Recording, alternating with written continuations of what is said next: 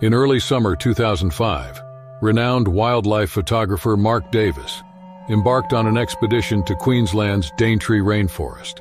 His mission was to capture images of the elusive saltwater crocodile, a predator known for its stealth and power. Mark had spent years photographing dangerous wildlife, but documenting a saltwater crocodile up close was a long-held goal. The Daintree rainforest, with its dense mangroves and winding waterways, was the perfect habitat for these ancient reptiles. Early one morning, Mark set out, camera gear packed and ready. The humid air was thick with forest sounds as he navigated the mangroves, careful not to disturb the wildlife. After hours of searching, Mark spotted a giant saltwater crocodile basking on a muddy bank. He positioned himself safely and began taking photos, capturing the intricate details of its rough, scaly skin. The motionless crocodile blended seamlessly with its surroundings, and Mark felt a thrill. These were some of his best shots. While working, Mark noticed something unusual in the underbrush. Curiosity led him closer, where he discovered a nest of crocodile eggs hidden among the foliage. Realizing he had stumbled upon a breeding site, Mark knew he needed to be extremely cautious, as the mother crocodile would fiercely protect her nest. Suddenly, a low, guttural growl broke the silence. Mark turned to see the massive mother crocodile emerging from the water, her eyes fixed on him with deadly intent. She had detected his presence and was now fully aware of the threat to her nest. Mark's heart raced as he backed away slowly, trying not to provoke her further. But it was too late. The enraged crocodile lunged at Mark, her powerful jaws snapping shut with a bone-chilling crunch. He turned and ran, slipping on the muddy ground. The dense mangroves offered little refuge, their twisted roots and thick foliage making navigation difficult. He could hear the crocodile crashing through the underbrush behind him. Mark's mind raced as he tried to remember everything he knew about evading predators. He spotted a fallen tree ahead and scrambled over it, hoping it would slow her down. The crocodile, however, quickly maneuvered around the tree, closing the distance. Desperate, Mark veered off the main path, plunging into a thicket of mangrove roots and dense vegetation. The branches scratched at his arms and face, but he pushed through, hoping to lose the crocodile in the forest's maze. The sounds of pursuit grew fainter, and Mark dared to glance back. The crocodile struggled with the tangled roots, giving him a slight lead. He took a moment to catch his breath and plan his next move. He needed higher ground. Mark scanned the area and spotted a large tree with low-hanging branches. If he could climb it, he might be safe. With renewed determination, Mark made his way toward the tree, every step calculated to avoid making noise. The adrenaline coursing through his veins kept him moving despite the exhaustion. As he reached the base of the tree, he heard the crocodile's growl again, closer this time. Mark knew he had to act quickly. He grabbed the lowest branch and hoisted himself up, climbing higher until he was out of reach. Perched in the tree, Mark watched as the mother crocodile circled below, her eyes scanning the ground for any sign of him. The branches provided a precarious refuge, but it was enough to keep him safe for the moment. His heart pounded, and he took deep breaths to steady himself. Mark could see the dense mangrove forest stretching out in all directions from his vantage point. He knew he couldn't stay in the tree forever. Eventually, the crocodile would tire and leave, but he needed a plan to return to his camp without re-encountering her. He scanned his surroundings, searching for a safe route. He spotted a series of higher ground patches that could lead him to safety. He might avoid the crocodile's territory if he could jump from one elevated spot to another. The challenge was getting down from the tree without attracting her attention again. After what felt like an eternity, the crocodile began to move away, her interest in Mark waning. She disappeared into the murky water, and Mark knew this was his chance. He carefully climbed down the tree, staying quiet. Once on the ground, he moved quickly but cautiously toward the first patch of higher ground. Each step was deliberate, avoiding any sounds that might draw the crocodile back. He crossed the first patch of higher ground and leaped to the next, his body tense with the effort to remain silent. The dense foliage helped to conceal his movements, and he made steady progress. Mark couldn't shake the feeling of being watched as he navigated the mangroves. Every rustle seemed amplified in his heightened state of alertness. He kept his senses sharp, listening for any signs of danger. The journey back to his camp was a test of endurance and nerves. After what felt like hours, Mark finally saw the familiar outline of his camp in the distance. Relief washed over him, but he didn't let his guard down. He continued his careful approach, scanning the area for any sign of the crocodile. When he reached his camp, he quickly secured the perimeter and collapsed inside his tent, exhausted but safe. Mark tended to the scratches and bruises he had acquired during his escape in the safety of his tent. As the adrenaline wore off, the reality of the danger he had faced began to sink in. He reflected on the raw power of nature and the fine line between predator and prey. The encounter was a stark reminder of the respect these creatures commanded and the risks involved in their pursuit. Despite the harrowing experience, Mark felt a sense of accomplishment. He had survived and captured incredible footage of the saltwater crocodile. He knew the story would captivate audiences and raise awareness about the delicate balance of life in the wild. Mark spent the next few days reviewing his footage and planning his journey back to civilization. The images he captured were some of the best of his career, showcasing the raw, untamed nature of the Australian outback. As he packed his gear, he felt a renewed sense of purpose. The encounter had tested his skills and resilience, deepening his appreciation for the wild and its inhabitants. Leaving the Daintree rainforest, Mark knew he would carry the memory of the mother crocodile forever.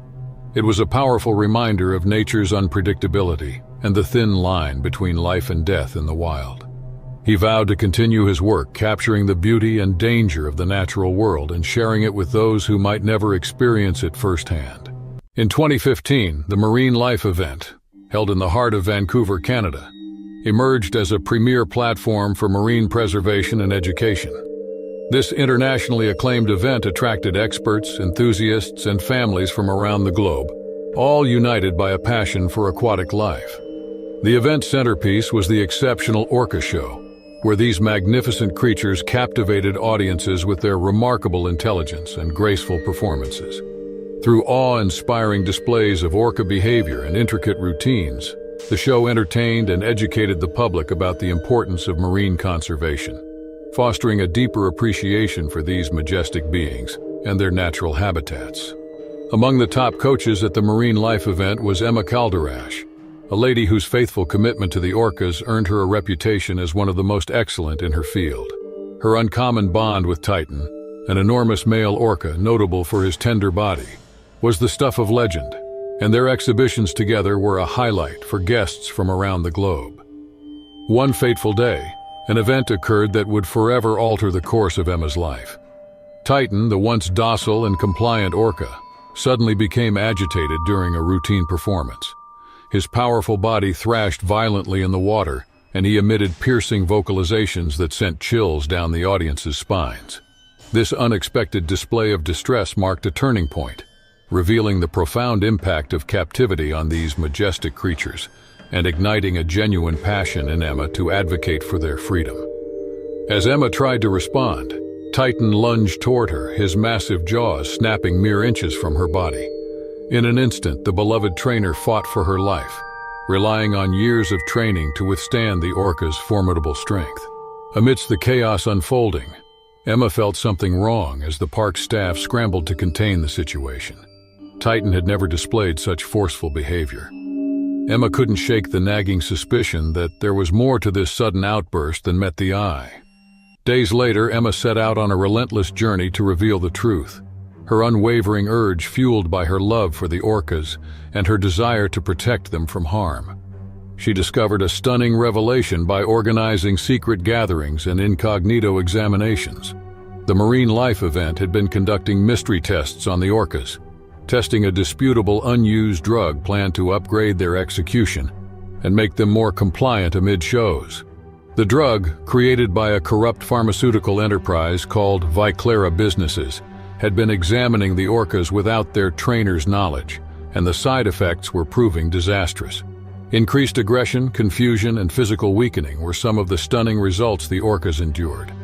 Emma's heart sank as she realized the degree of betrayal she had persevered.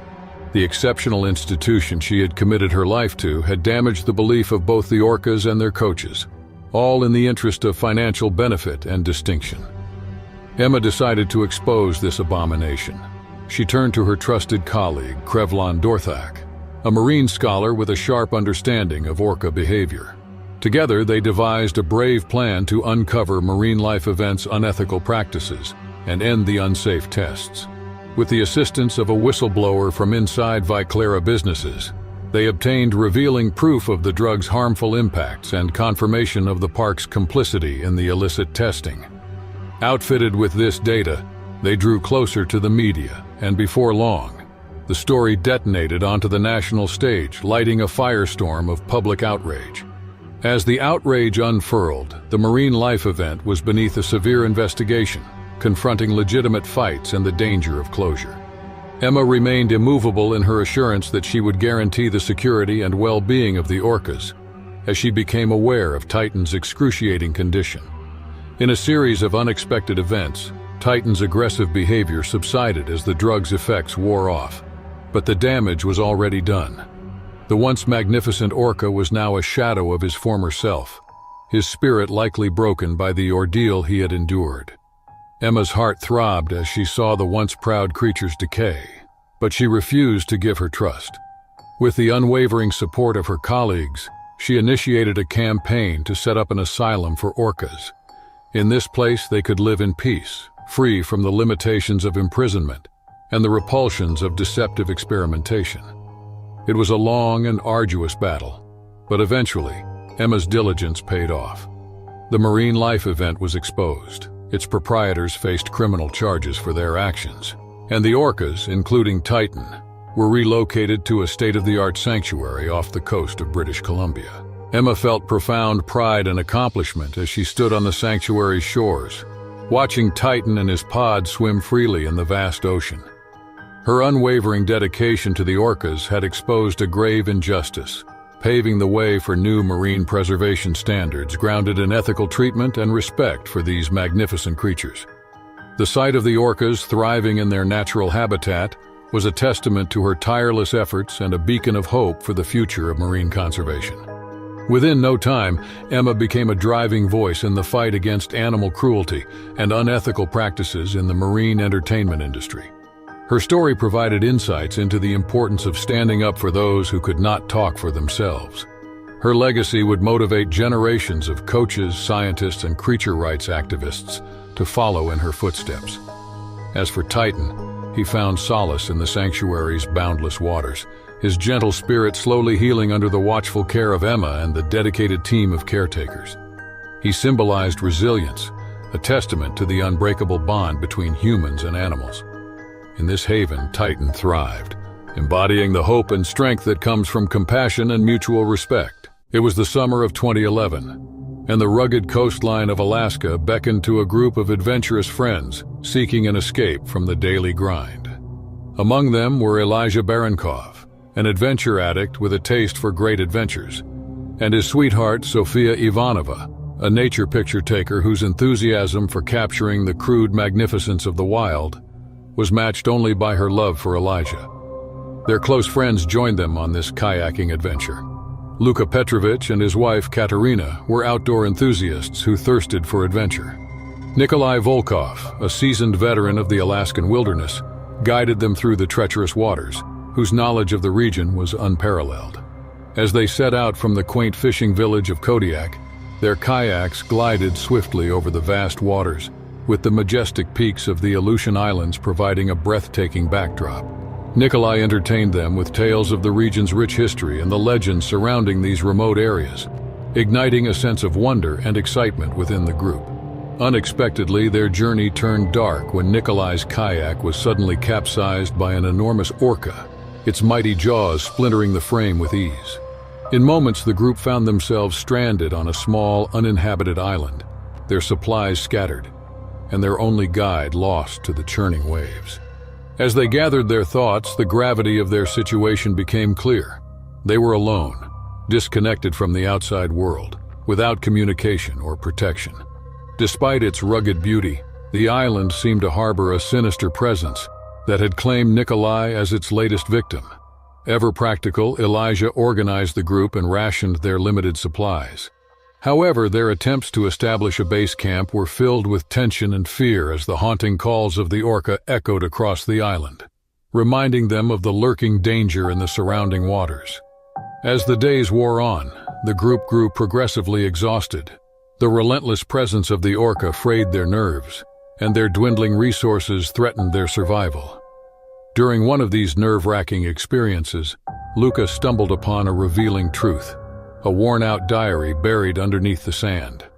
Its pages were filled with the chilling accounts of past guests to the island, each enumerating their nerve-wracking experiences with the same orca. Through the journal's blurred sections, a disturbing pattern emerged. The orca appeared drawn to the island, as in the case, guarding a few antiquated mysteries or treasures.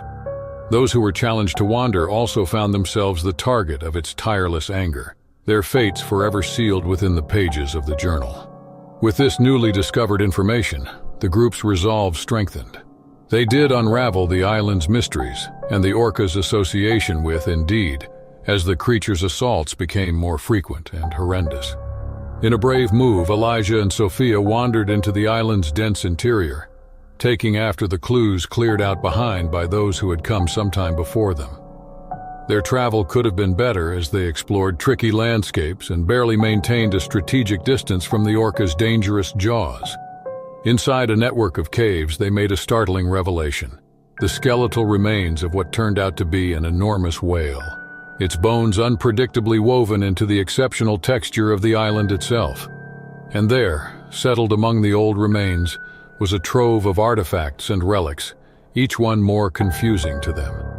As they pieced together the clues, a chilling realization unfolded. The island was no ordinary place. It was the resting place of an old leviathan, a heavenly location protected by the orca that had claimed so many lives. With a newfound understanding, the group desperately bid to escape the island's clutches. They gathered their remaining supplies and fashioned a makeshift offering, hoping to appease the orca that had become their relentless adversary. In a solemn ceremony, they presented their offering at the water's edge, their voices raised in a unified chant that echoed across the island's rugged shores. The world held its breath momentarily, waiting for the orca's response. To their amazement, the orca reacted, its massive body breaching the surface in a display of raw power and grace. But instead of attacking, it circled the group, its movements almost respectful, as if acknowledging their gesture and granting them safe passage. With a sense of relief and a newfound respect for the majestic creature, the group seized their chance. They returned to the mainland, their harrowing ordeal forever etched into their memories.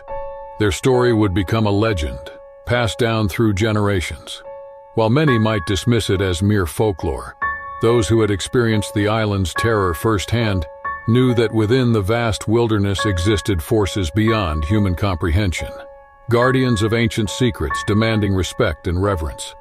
Their encounter forever changed Elijah, Sophia, Luca, and Katerina's lives with the island and its formidable orca. They had faced the unknown abyss and emerged with a newfound appreciation for the mysteries that lay beyond the reach of civilization. It was a crisp autumn morning in 2012 when Jake Andrews, a former orca trainer turned marine conservationist, stood on the sun-drenched shores of a remote island off the coast of British Columbia. This pristine sanctuary, nestled amidst the rugged beauty of the Pacific Northwest, was his life's work, a haven for injured and rescued orcas. These magnificent creatures would find solace and rehabilitation, a second chance at life in a place dedicated to their well-being. Jake's journey had been tumultuous, marked by a traumatic incident years earlier that left him scarred, both physically and emotionally. It was an encounter with a particularly aggressive orca during his training days. This attack had nearly cost him his life and forever altered his perception of these apex predators. But through the darkest times, Jake's unwavering adoration for the sea and its inhabitants had been his guiding light, leading him to set up this haven to make up for his past sins and give back to the animals he had once misused for human entertainment. As the sun rose, Jake's group of committed marine scholars and volunteers bustled, almost tending to the needs of their finned creatures. They had practiced this routine over a long time, a fragile move of care and regard that permitted the orcas to flourish in their familiar environment.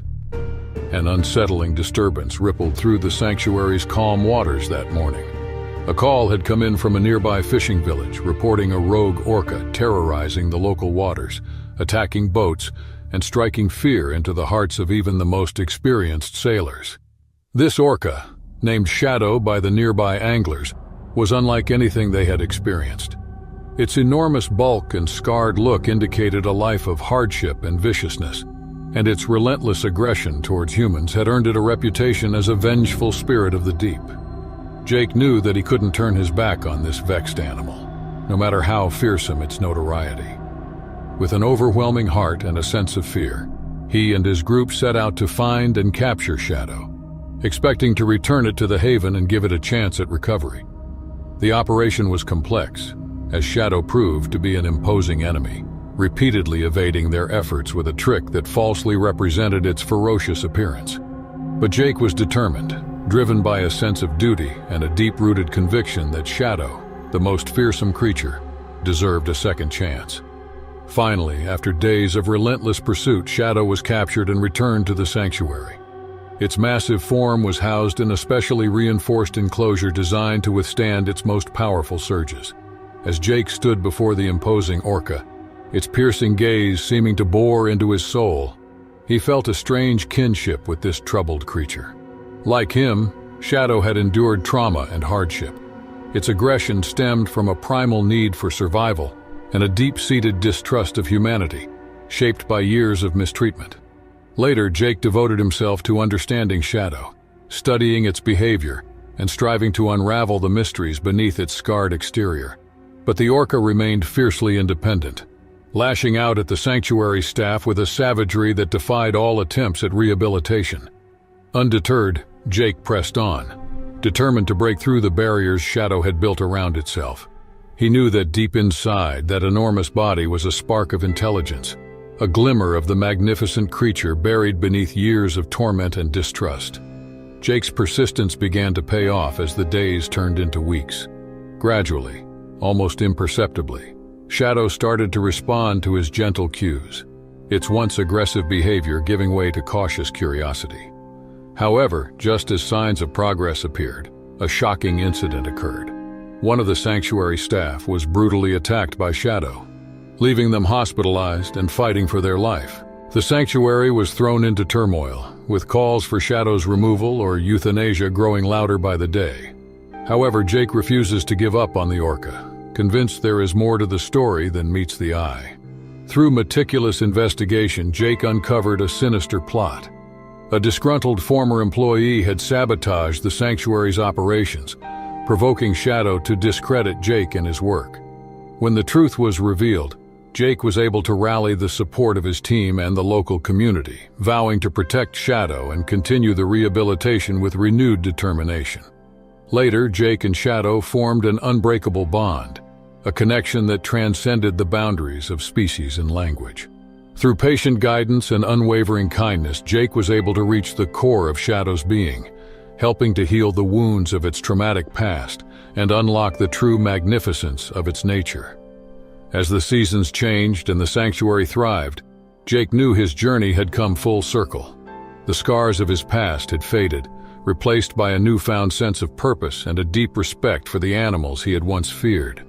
For Shadow, the sanctuary had become a proper home where it could live in peace and security, surrounded by those who understood and cherished its unique spirit. Jake knew his work was far from over. More orcas would always need sanctuary, and more battles would have to be fought in conservation. But as he stood on the shores of his haven, watching Shadow glide effortlessly through the waters, he felt profound gratitude for the journey that had brought them together. It was a journey that had taught him the true meaning of resilience and the enduring majesty of the ocean's most misunderstood guardians. In the summer of 2001, a marine research team led by Dr. Jason Miller set out to study the vibrant coral reefs of Ningaloo Reef, Western Australia. Among the team was Rachel Evans, a skilled diver and marine biologist passionate about aquatic life. Eager to document the reef's health and diverse species, the team descended into the crystal-clear waters on a sunny morning. The underwater world was a kaleidoscope of colors, with schools of fish darting through the corals and various marine creatures going about their day. As they moved deeper into the reef, Rachel and her colleagues marveled at the beauty surrounding them. After about an hour of careful observation, Rachel noticed a movement out of the corner of her eye. Turning, she saw a rare and deadly sea snake, its black and yellow bands unmistakable. Rachel signaled to the others, alerting them to the snake's presence. The team watched in awe but kept a respectful distance. However, as Rachel adjusted her position, she inadvertently brushed against a rock, startling the snake. In an instant, it turned and struck, sinking its fangs into her arm. Rachel felt a sharp pain and immediately signaled for help. Her colleagues, Dr. Jason Miller and fellow researcher Sarah, quickly swam to her side. They knew a sea snake bite could lead to paralysis and death if not treated promptly, and the urgency of the situation was apparent. Jason checked Rachel's arm and saw the puncture marks. He administered first aid underwater while Sarah called for an emergency ascent. The team began their careful but urgent journey back to the surface, navigating through the maze of coral formations. The agitated sea snake slithered away into the depths, but its threat lingered in their minds. As they ascended, Rachel's condition deteriorated. Her limbs grew heavy, and her breathing became labored as the venom took effect.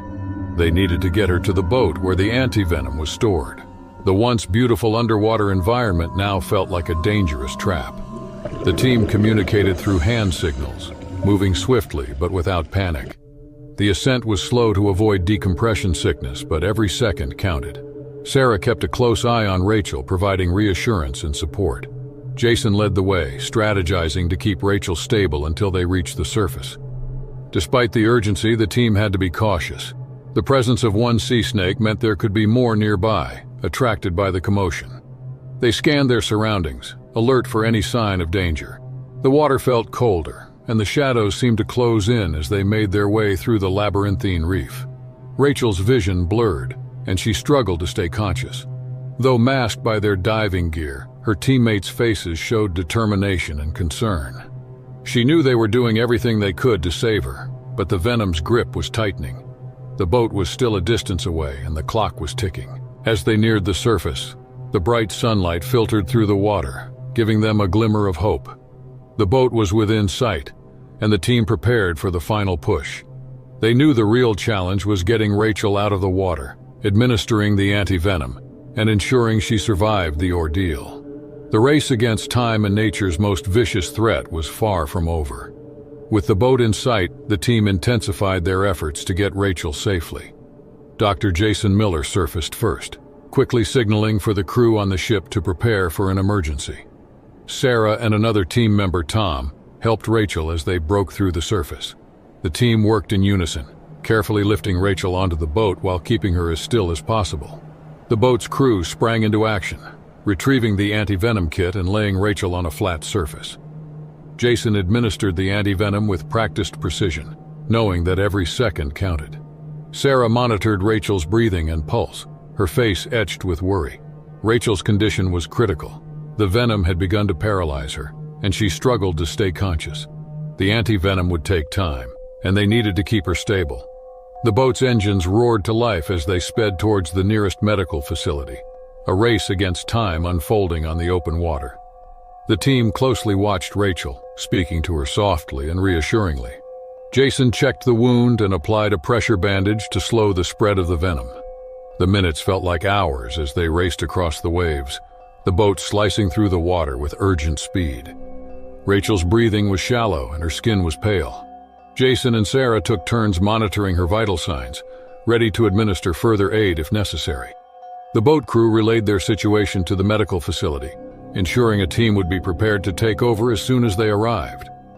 As they neared the shore, Rachel's condition began to stabilize slightly. The anti-venom was starting to take effect, though she remained weak and disoriented. The team kept her calm, emphasizing that they were almost there and she would be all right. The boat docked, and medical personnel rushed to meet them. Rachel was carefully transferred to a stretcher and whisked away to the waiting ambulance. Jason, Sarah, and the rest of the team followed closely, their hearts heavy with concern, but hopeful that they had acted in time. At the hospital, Rachel received immediate medical attention. The doctors worked to counteract the effects of the venom and monitor her recovery.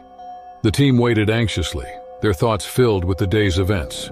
The underwater labyrinth, The deadly sea snake and the desperate race to save their friend repeatedly played in their minds. Hours passed, and finally, a doctor emerged with an update.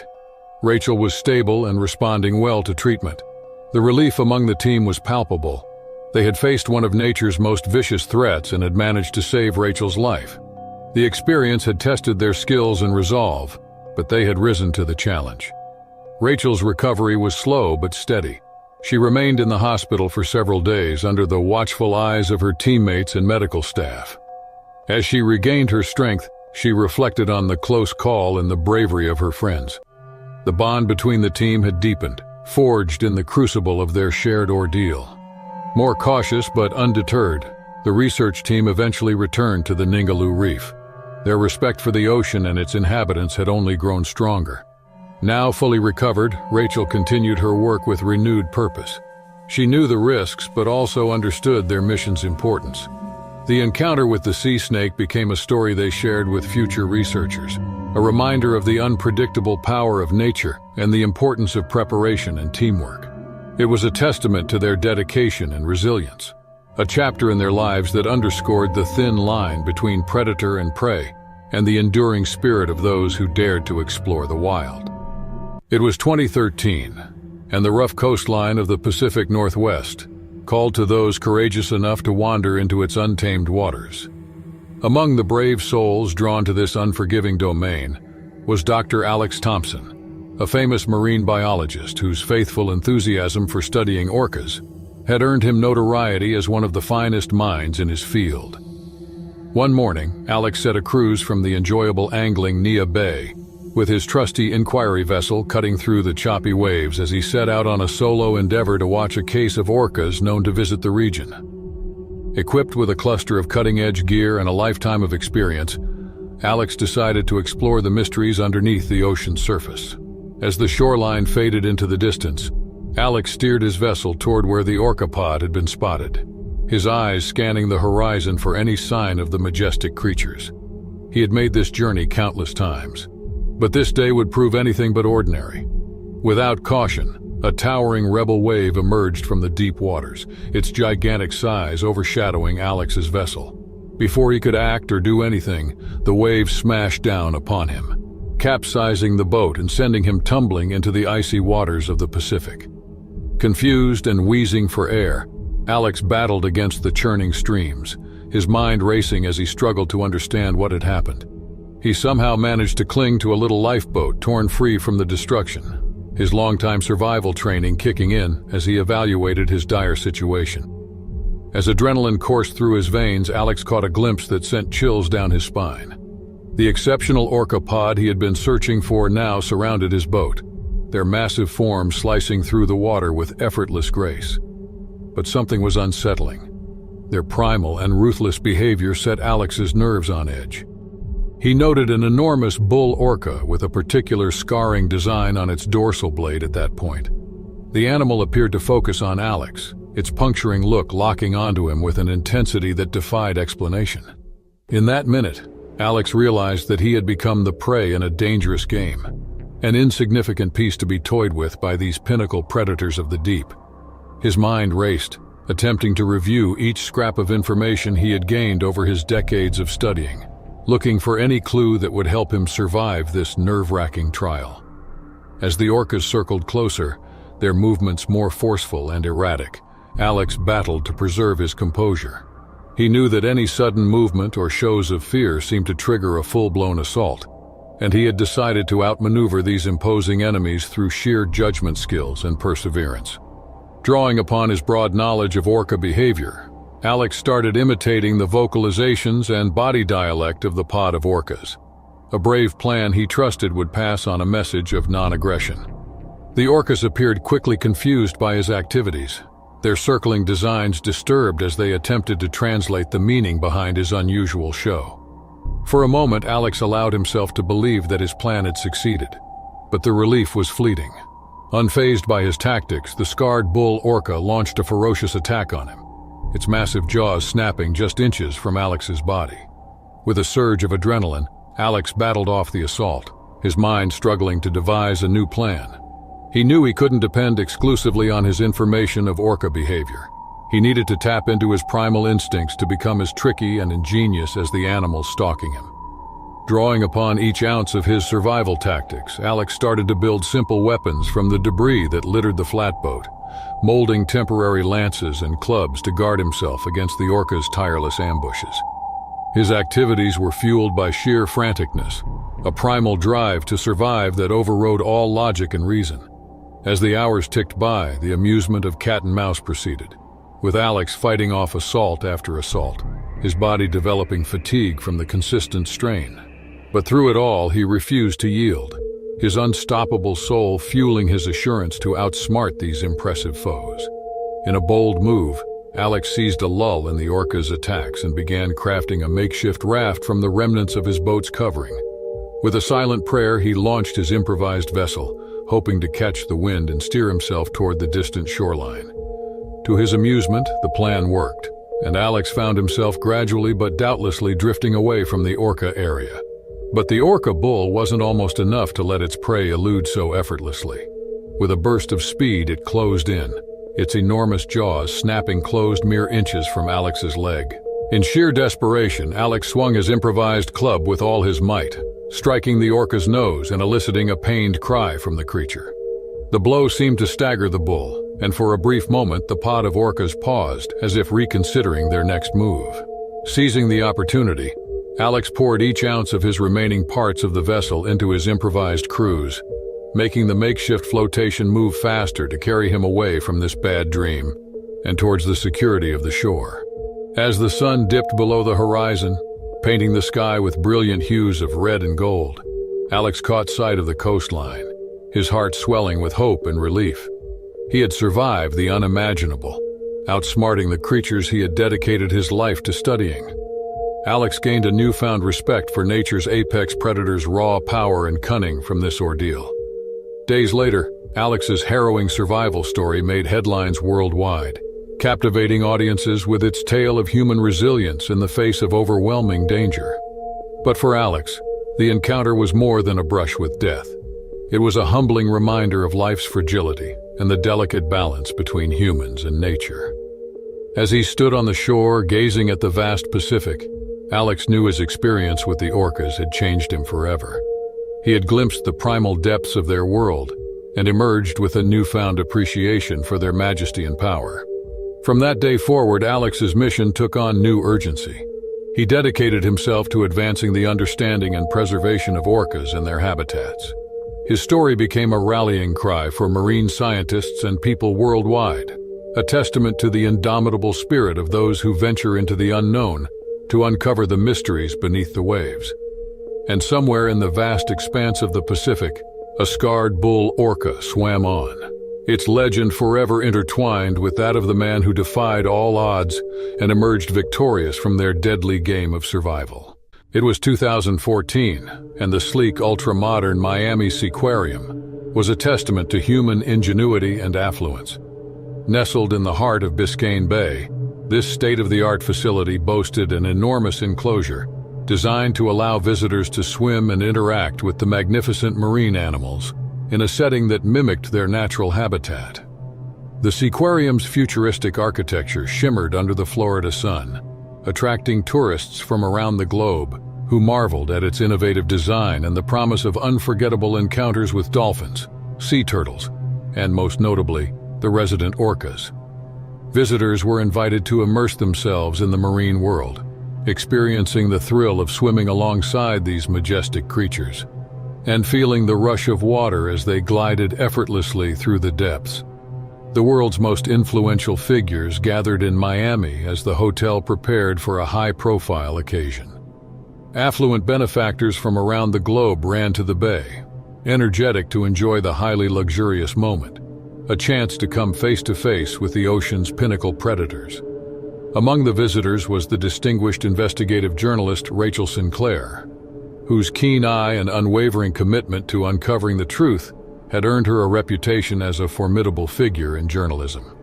Rachel had been invited to cover the event, but her interest in the Miami Seaquarium extended far beyond the glitz and allure of the occasion. For months she had been following a path of breadcrumbs, whispers of unlawful orca capture and abuse at the hands of a hotel under a company called Oceanica Corp. Rachel was determined to reveal the truth no matter what it took, and she saw this occasion as her chance to get an interior view of the hotel's operations. Rachel quietly slipped away as the guests mingled and indulged in the lavish celebrations. Her journalistic instincts led her to the heart of Miami Seaquarium's operations. What she discovered there would shake her to her core and set in motion a chain of events that would jeopardize her life and the existence of the orcas. Deep within the Seaquarium's inner sanctum, Rachel uncovered a sinister plot. Oceanica Corp had been illegally capturing orcas from the wild, subjecting them to harsh conditions and brutal training, all for profit and glory. The orcas in the tank were mere commodities, their majestic nature exploited for the entertainment of the wealthy elite. However, Rachel's investigation was noticed. Before long, she was in the crosshairs of Oceanica Corp's heartless CEO, Marcus Holloway. Driven by greed and disregard for morals, Holloway would stop at nothing to bury the Seaquarium's dark secrets. Disaster struck as the high-profile event drew close, with guests eagerly anticipating the chance to swim with the orcas. One of the orcas, an enormous bull named Kasatka, suddenly turned on a wealthy guest, attacking with a ferocity that left everyone stunned and horrified. Amid the ensuing chaos, Rachel realized that Kasatka's attack was no simple mishap. It was a desperate cry for help, a frantic act of rebellion against the cruel and painful conditions he had endured at the hands of Oceanica Corp. With the Seaquarium in turmoil and the media swarming the scene like vultures, Rachel saw her chance to expose the truth. Armed with her evidence and newfound determination, she set out to unravel the web of lies and deception woven by Holloway and his organization. But Holloway was not one to go down without a battle. He unleashed a tenacious campaign of terrorizing and badgering, utilizing each asset at his transfer to hush Rachel and bury the truth. His aides stalked her with each move, threatening not only her life but the lives of those closest to her. In a twist of destiny, Rachel found an improbable partner in Kasatka himself. Having tasted opportunity in his insubordination, the orca became an image of resistance against the corporate greed that had suppressed him and his kind. As Rachel delved deeper into the conspiracy, she uncovered a horrifying truth. Oceanica Corp had been engaged in a systematic campaign of orca capture and exploitation, spanning decades and reaching across the globe. The Seaquarium was just the tip of the iceberg, a gleaming facade hiding a vast network of cruelty and greed. With the proof mounting and the open clamor developing louder, Holloway developed progressively frantic, turning to ever more extraordinary measures to hush Rachel and keep his grasp on control. But in doing so, he thought little of the human soul's strength and the truth's power to triumph over the darkest secrets. In a climactic confrontation, Rachel found herself face to face with Kasatka again, the orca's piercing gaze penetrating her soul. At that moment, a silent understanding passed between them. They were both warriors fighting against the forces of greed and exploitation. Rachel secured the evidence she needed to bring down Holloway and Oceanica Corp, exposing their crimes to the world and igniting a global movement against the exploitation of orcas and other marine life. In the aftermath of the scandal, the Miami Seaquarium under Oceanica Corp was shut down, and its once pristine walls are now monuments to the folly of human excess and the cost of corporate greed. Holloway and his cohorts confronted equity. Their ill-gotten fortunes were stripped away as they were held responsible for their violations against nature. As for Rachel, her unwavering pursuit of the truth had come at a tremendous personal cost, but she emerged from the ordeal with a newfound sense of purpose. She became a champion for the rights of orcas and other marine life, her voice serving as a rallying cry for those who sought to protect the beauty and wonder of the ocean's inhabitants. In the vast expanse of the sea, Kasatka swam free, becoming a living symbol of resilience, a reminder that even in the face of overwhelming adversity, the indomitable spirit of nature can never be broken. It was 2016, and the frigid waters of the Antarctic continent set the stage for a nerve-wracking battle between man and nature. A team of courageous researchers, led by renowned climatologist Dr. Rachel Keller, embarked on a groundbreaking mission to study the rapidly melting ice shelves and their impact on the region's fragile ecosystems. On board the state-of-the-art icebreaker Amundsen, the team's spirits were high as they set sail from their base in Tierra del Fuego, Argentina.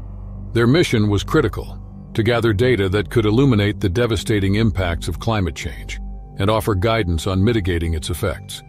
As the Amundsen plowed through the vast waters, cutting a path through the ever-shifting ocean ice, the team was acutely aware of the inherent dangers of venturing into this unforgiving realm. Yet nothing could have prepared them for the chilling discoveries they would encounter, underscoring the urgency of their mission and the dire need for global action. It began with unsettling sightings, massive dark shapes cutting through the frigid waters, their movements swift and deliberate. At first, the team dismissed these sightings as mere curiosities, perhaps whales or seals doing business. But as the days wore on, the sightings became more frequent, and the team's sense of unease grew. During one of their routine ice studies, the unthinkable happened. The Amundsen was struck with a force that shook the vessel to its core. As the researchers rushed to the deck, they were met with a sight that would haunt their dreams for years to come. A gigantic orca, its sleek body scarred and battle-worn, had breached the surface and slammed into the ship's hull with alarming power. At that moment, Dr. Keller knew they were confronting a danger unlike any they had experienced. This was no mere curiosity, but a predator driven by a primal desperation, a creature fighting for survival in a rapidly changing world around it. A nerve-wracking cat-and-mouse diversion ensued as the Amundsen limped towards the closest secure harbor. The orca, seemingly driven by a singular purpose, stalked the ship relentlessly, its powerful jaws and sleek form cutting through the icy waters with effortless grace. Dr. Keller and her group soon realized their situation was far more desperate than they had initially thought. The Amundsen had sustained significant damage, and their supplies were decreasing quickly. With no hope of immediate rescue, they would need to depend on their minds and knowledge of the Antarctic environment to survive. As the days turned into weeks, the group found themselves stranded on a farther ice floe, their improvised camp a delicate haven in the face of the orca's tenacious attacks. They learned to regard the creature's insights and mysterious capacity to anticipate their movements and strike at the most fortunate minutes. But indeed, as they battled for their lives, Dr. Keller couldn't help but feel a sense of awe and admiration for the orca. She recognized that its animosity was born not out of malice, but of a frantic need to adjust to a quickly changing world. As the climate crisis continued to ravage the Antarctic, the orca's chasing grounds were vanishing at a disturbing rate. The sea ice, once a vast and navigable realm, was now a treacherous maze of melting floes and open water, forcing the orca to adapt its hunting strategies or face starvation. With each passing day, the team's supplies reduced, and their hopes of rescue grew dimmer.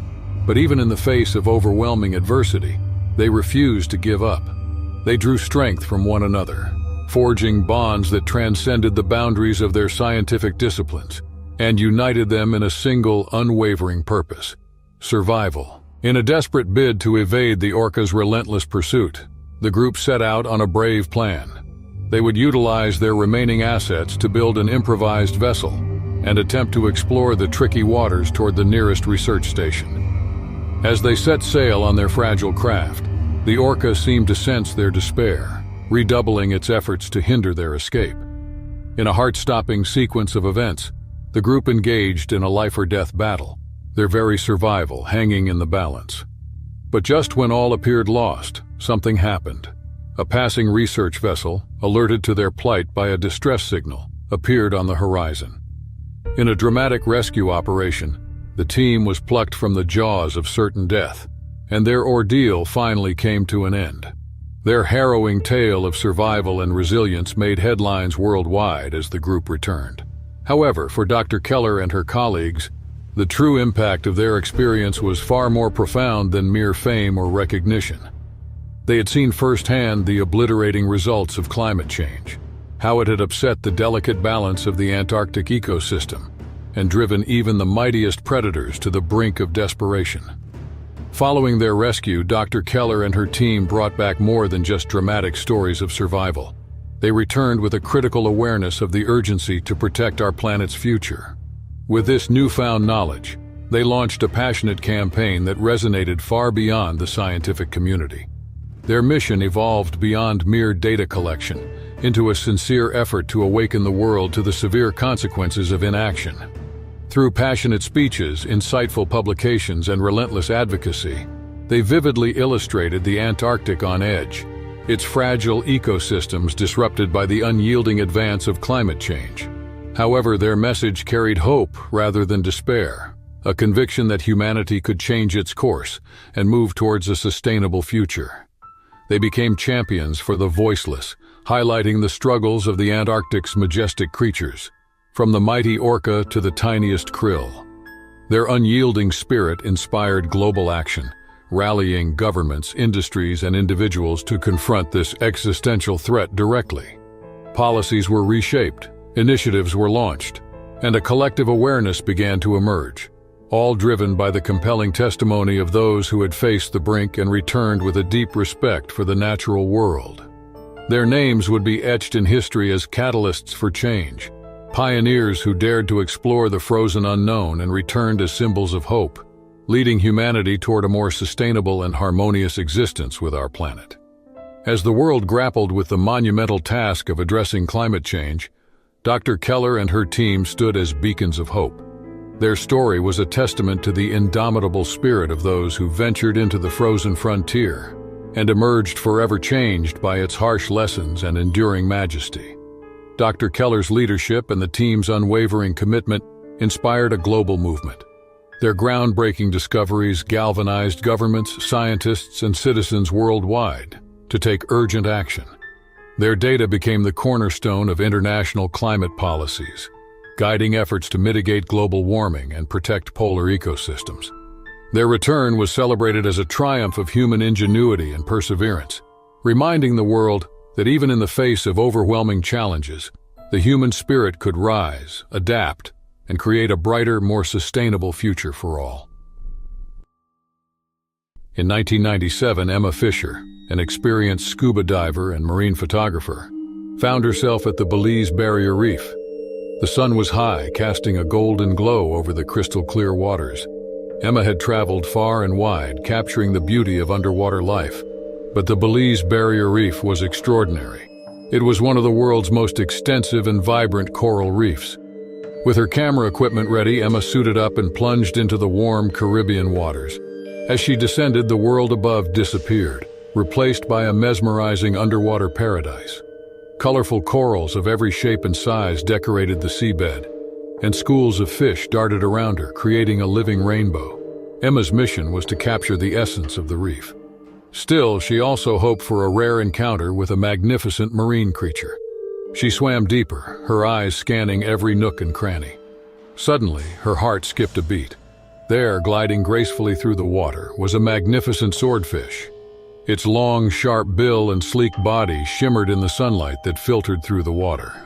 Excited by sight, Emma carefully adjusted her camera and followed the swordfish. She moved slowly, making sure not to startle it. The swordfish swam calmly at first, seemingly unaware of Emma's presence. She captured shot after shot, each one more breathtaking than the last.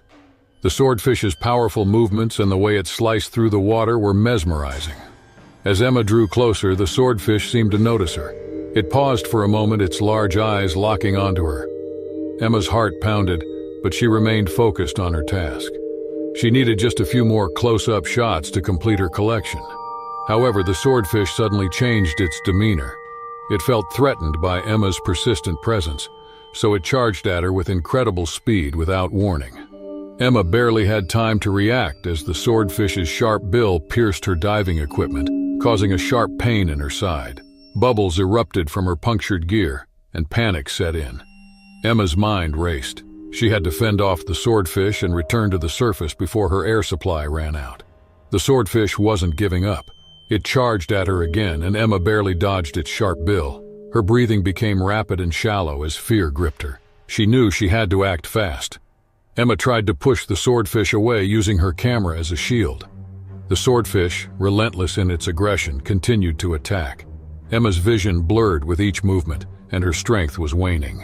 She kicked hard, trying to distance herself from the relentless predator. In her struggle, Emma's thoughts drifted to her family and friends. She couldn't let this be the end. She had to survive. Gathering her remaining strength, Emma reached for her emergency flare. She pulled the trigger and a bright, blinding light erupted from the flare. The swordfish, startled by the sudden burst of light, retreated momentarily. This was Emma's chance. She kicked her legs with all her might, propelling herself upward. The surface seemed so far away, but she couldn't give up. Every second counted, and her air supply was dwindling fast. Emma's injured side throbbed with pain, but she pushed through it, focusing on the light above. As she ascended, she glanced back to see the swordfish still lurking below, but it no longer pursued her. Emma's heart pounded with a mix of fear and determination. She had to make it to the surface. She had to survive. As Emma neared the surface, her lungs burned for fresh air. She broke through the water, gasping and coughing, the salty air filling her lungs. She floated on her back momentarily, allowing herself to catch her breath. The sun's warmth on her face was a comforting reminder that she had made it. But she wasn't safe yet. Her diving equipment was damaged and her side was bleeding. She needed to get back to her boat. Emma spotted her small boat anchored not far away. Summoning her remaining strength, she swam toward it, each movement sending a sharp pain through her side. Reaching the boat, Emma grabbed onto the side and hauled herself up with great effort. She collapsed onto the deck, breathing heavily. The reality of what had just happened sank in, and she felt relief and gratitude. She was alive. Emma knew she needed to tend to her wound. She rummaged through her emergency kit, finding some bandages and antiseptic. The cut wasn't deep, but it was painful. She cleaned and bandaged it as best as she could. The adrenaline wore off, and she felt exhausted but couldn't rest. She needed to get back to shore and get proper medical attention. Emma started the boat's engine and navigated back towards the marina. The ride was slow and bumpy, but she focused on returning safely. The beautiful scenery of the reef that had once filled her with wonder now felt like a distant memory, overshadowed by the harrowing experience. Back at the marina, Emma was greeted by concerned faces. Her colleagues and the marina staff rushed to help her as she docked the boat. They listened in shock as she recounted her encounter with the aggressive swordfish. They helped her out of the ship and guided her to a nearby clinic.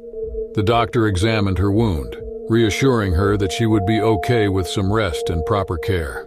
Emma felt a wave of relief. She had survived a terrifying ordeal and would live to tell the tale. Emma's story spread throughout the diving community in the days that followed. Many were amazed at her bravery and resilience. She reviewed the photos she had taken before the attack. They were some of the most stunning shots she had ever captured, a testament to the beauty and danger of the underwater world. Emma decided to use her experience as a lesson for others. She shared her story at diving seminars and workshops, emphasizing the importance of respecting marine life and being prepared for unexpected dangers. Her near-death experience had given her a new perspective on life and a renewed appreciation for the delicate balance of nature. Although the encounter had been terrifying, Emma didn't let it deter her from her passion. Once fully recovered, she returned to the water, more cautious but equally determined to continue her work. The ocean was her home. She knew she could coexist with its magnificent creatures with respect and care.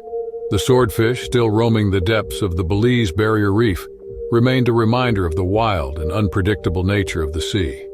Emma's story was a powerful reminder to all divers always to be vigilant and respectful of the marine world.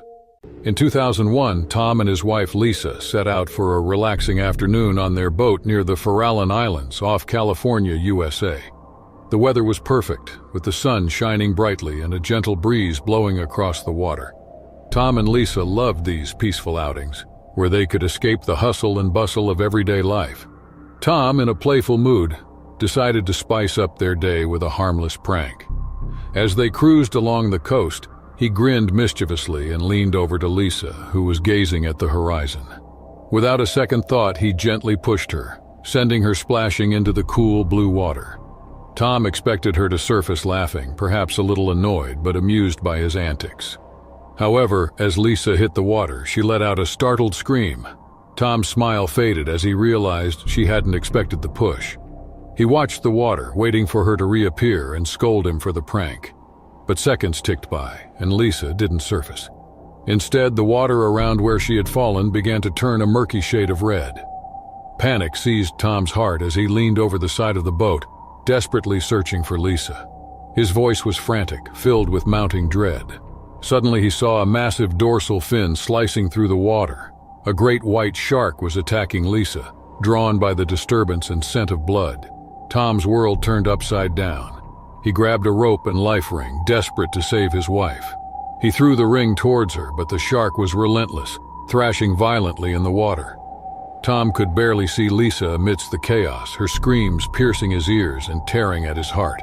Tom's voice was choked with fear and guilt as he desperately tried to help Lisa. He yanked the boat's emergency horn, hoping the loud noise might scare the shark away. The blaring sound echoed across the water, but the shark seemed undeterred. It circled Lisa, its mighty jaws snapping hungrily. Tom's mind raced, searching for anything he could use to fend off the predator. He grabbed a boat hook, leaned over the side, and jabbed it toward the shark. The shark responded with a violent lunge, nearly capsizing the boat. Tom's grip on the hook tightened, his knuckles white with fear. The water around Lisa churned with a horrifying mix of blood and foam. Tom's eyes filled with tears as he realized the gravity of his mistake. This was supposed to be a fun outing, a light-hearted day on the water. Now it had turned into a nightmare. Lisa's struggles grew weaker and her cries for help faded. Tom's heart shattered as he watched helplessly, unable to stop the relentless shark attack. Desperately, he thrust the boat hook toward the shark, hoping against hope to drive it away. But his efforts seemed futile. As the minutes passed, the shark finally retreated, leaving a gruesome scene behind. Tom pulled Lisa's lifeless body from the water, his hands trembling. A crushing weight of guilt and sorrow replaced the joy and laughter of the morning. Tom cradled Lisa's lifeless body in his arms, tears streaming down his face. A crushing weight of guilt and sorrow replaced the joy and laughter of the morning. He gently laid her down on the deck, his heart shattered by the reality of what had happened. The clear waters around the Farallon Islands, once a symbol of their peaceful escapes, now felt like a cruel reminder of his fatal mistake. Tom's mind raced as he thought about what to do next. He knew he had to get back to shore, but every part of him wanted to stay frozen in time, unable to face the world without Lisa. With trembling hands, he started the boat's engine and turned it towards the mainland. The journey felt endless, the boat cutting through the waves that now seemed indifferent to his pain. As Tom approached the marina, he radioed ahead for help. His voice was barely recognizable, choked with grief. He conveyed the devastating news. There had been an accident and Lisa was gone. The response was immediate, the urgency in the operator's voice comforting his numb mind. They assured him that emergency services would be waiting when he docked. The boat docked at the marina, and paramedics rushed to Tom's aid. They gently took Lisa's body, confirming what Tom already knew, but couldn't fully accept. She was gone. The police arrived shortly after, and Tom was taken to a small room at the marina for questioning. He recounted the events with a heavy heart, each word a painful reminder of his actions. News of the tragedy spread quickly through the small coastal town. Friends and family were shocked and heartbroken. Tom's guilt was overwhelming, and he struggled to find any solace. He spent days and a daze, replaying the moment repeatedly in his mind, wishing he could take it all back. The funeral was a sad affair. Lisa's family and friends gathered to say their final goodbyes. Tom stood by her casket, his eyes red and swollen from days of crying. He felt the weight of their sorrow and the burden of his guilt. He wanted to speak, apologize, and make amends, but words failed him.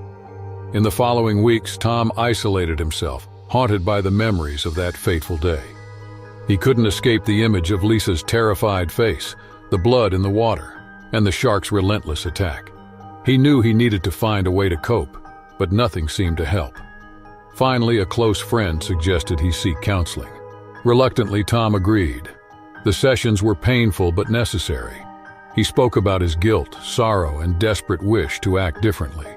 Through therapy, he began to understand that while his actions had tragic consequences, he needed to find a way to forgive himself. Tom also contacted Lisa's family, expressing his deep remorse. It was a difficult conversation, filled with tears and pain, but it was a step toward healing. Lisa's family, though devastated, recognized that Tom's prank had been a terrible mistake, not a malicious act. As time passed, Tom began to channel his grief into raising awareness about the dangers of pranks and the importance of safety around wildlife. He started a foundation in Lisa's name dedicated to promoting marine safety and education. Speaking at schools and community centers, Tom shared his story, hoping to prevent others from making the same tragic mistake. Though the pain of losing Lisa would never entirely go away, Tom found a sense of purpose in his mission. He knew that he could never undo what had happened. Still, he could honor Lisa's memory by positively impacting the world. Each day was a step towards healing, a journey of remembrance and redemption. In 2002, Dr. Claire Bennett, a dedicated biologist, found herself deep in the heart of the Honey Island swamp in Louisiana. The swamp was a lush, mysterious place, teeming with wildlife and dense with vegetation. Claire was there to track the movements of alligators, studying their behavior and habitats. The project was part of a broader effort to understand and preserve the delicate ecosystem of the bayou. The day was humid, the air thick with the scent of moss and water. Claire navigated her small boat through the narrow waterways, her eyes sharp and alert. She had spent years in the field and was familiar with the dangers of the swamp. However, her passion for wildlife and conservation always outweighed her fears. As she moved through the marshland, Claire spotted several alligators basking on the banks. She noted their positions and behavior in her field journal, using her binoculars to get a closer look. The swamp was alive with sounds, the croaks of frogs, the birds' calls, and the leaves rustling. Suddenly, Claire noticed something unusual. Among the alligators, a massive crocodile lay partially submerged in the water. Crocodiles were not native to this part of Louisiana, and this one seemed particularly large and menacing. Claire's curiosity was piqued, but so was her sense of caution. She steered her boat closer to get a better look, careful not to disturb the creature. As she approached, the crocodile's eyes snapped open, locking onto her. Claire's heart skipped a beat. The reptile's gaze was intense, and she could sense its agitation. She quickly realized this was no ordinary crocodile. It was unusually aggressive and likely displaced from its natural habitat. Before Claire could react, the crocodile jumped at the boat with terrifying speed. The force of the attack capsized the small vessel, sending Claire tumbling into the murky water. The cold swamp water enveloped her, and she struggled to surface. Her mind raced with thoughts of survival as she fought to stay calm. Breaking through the surface, Claire gasped for air. The crocodile was still nearby, its presence a constant threat. She had to act quickly. Using her knowledge of the swamp, she identified the closest cypress tree, its roots creating a natural barrier in the water. Claire swam towards it, hoping to use the tree as a temporary refuge. Reaching the tree, she pulled herself onto the roots, her hands slipping on the wet, moss-covered bark. The crocodile circled below, its eyes never leaving her. Claire's heart pounded as she tried to think of her next move. She needed to find a way to signal for help or reach a safer location, but the dense marshland made it challenging to see a clear path. Claire knew she couldn't stay on the tree roots forever. The crocodile was relentless, and she had to find a way to escape. She scanned the surrounding swamp, looking for anything that might help her. Her boat was overturned, and her equipment scattered, but she spotted her backpack floating nearby.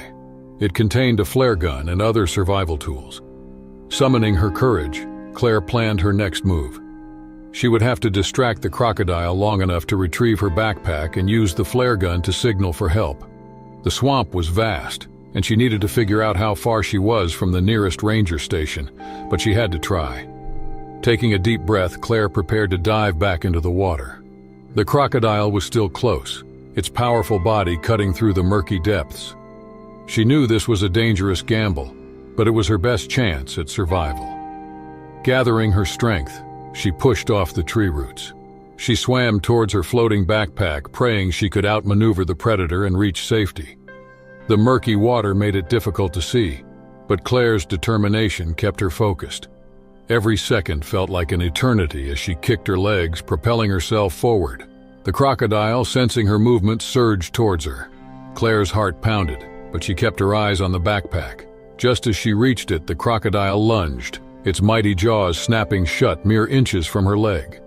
Claire grabbed the bag and twisted away, using all her strength to pull herself onto another cluster of roots nearby. Breathing heavily, Claire quickly unzipped the backpack and pulled out the flare gun. She loaded it with shaking hands, knowing this might be her only chance to signal for help. The crocodile circled below, its eyes fixed on her every move. Claire aimed the flare gun skyward and fired. The bright red flare shot into the sky, illuminating the swamp with a sudden burst of light. The sound and light momentarily confused the crocodile. Seizing the opportunity, Claire scanned the area to find a way to reach higher ground. She spotted a narrow path of solid land leading to a higher bank. It was risky, but it was her best option. She secured the backpack on her shoulders, took a deep breath, and plunged back into the water. Swimming with all her might, Claire made her way toward the path. The crocodile, recovering from its momentary distraction, followed closely behind. Claire's muscles burned with exertion, but she pushed herself harder, desperate to reach safety. As she neared the path, she felt a sharp pain in her leg. The crocodile had nipped her, its teeth grazing her calf. Claire screamed but didn't stop. She used the adrenaline surging her body to propel herself onto the solid ground. She scrambled up the bank, slipping on the wet, muddy surface. The crocodile lunged one last time, its jaws snapping shut, just as Claire pulled herself out of its reach. Exhausted and in pain, she collapsed on the bank, her body trembling. She knew she couldn't rest yet. The flare would only bring help if someone saw it. Claire forced herself to stand and began limping along the path, calling out for help. Her voice echoed through the swamp, a desperate plea in the vast, silent wilderness. Minutes felt like hours as she continued, each step a painful reminder of her close encounter with the crocodile. Just as Claire's strength began to wane, she heard a distant shout. She looked up to see a group of rangers approaching her, their flashlights cutting through the darkness. Relief washed over her, and she stumbled forward, meeting them halfway. The rangers quickly assessed her injuries and helped her onto a stretcher. As they carried her back to their boat, Claire recounted the harrowing experience.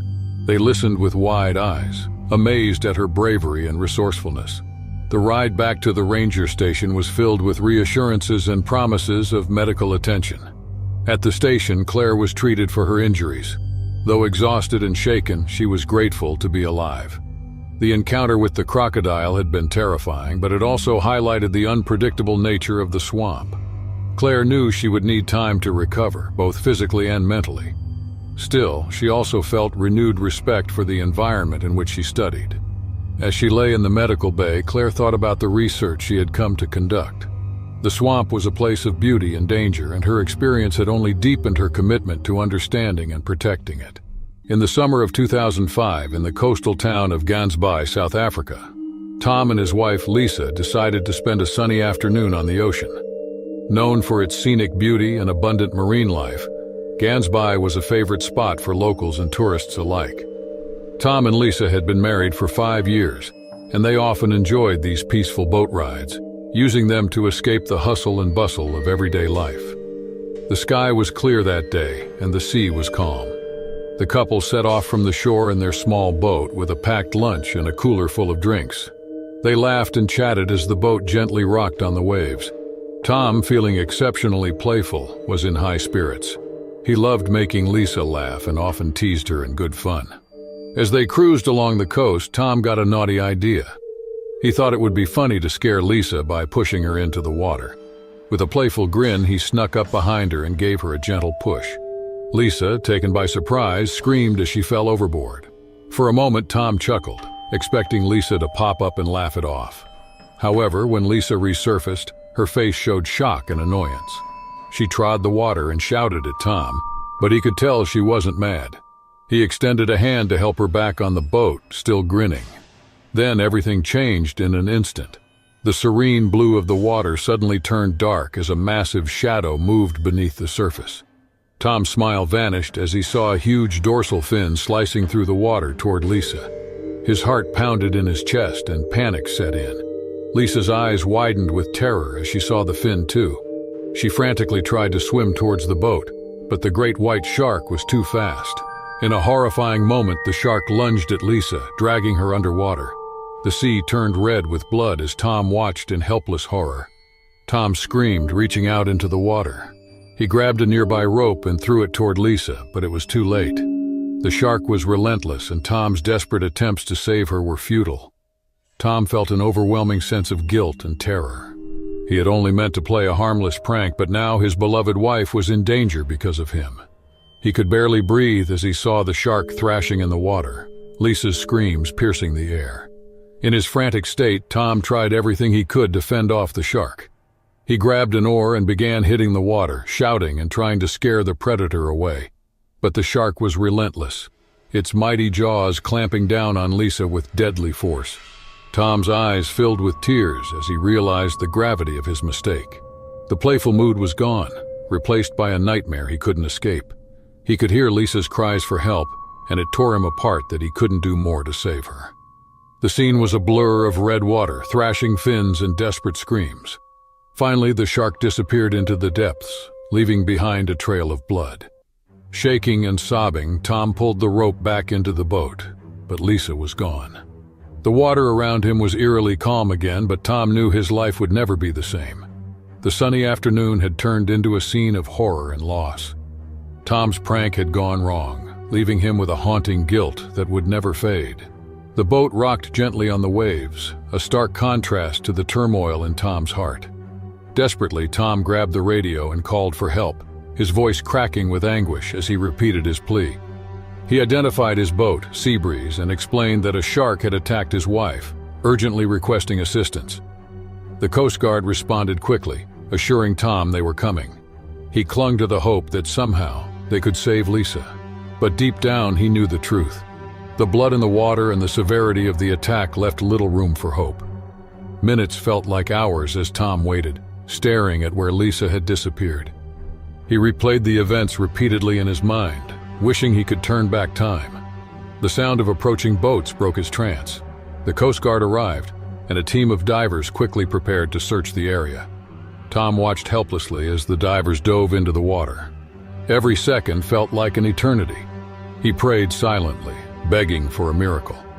The divers searched diligently, but after what seemed like forever, they surfaced with grim expressions.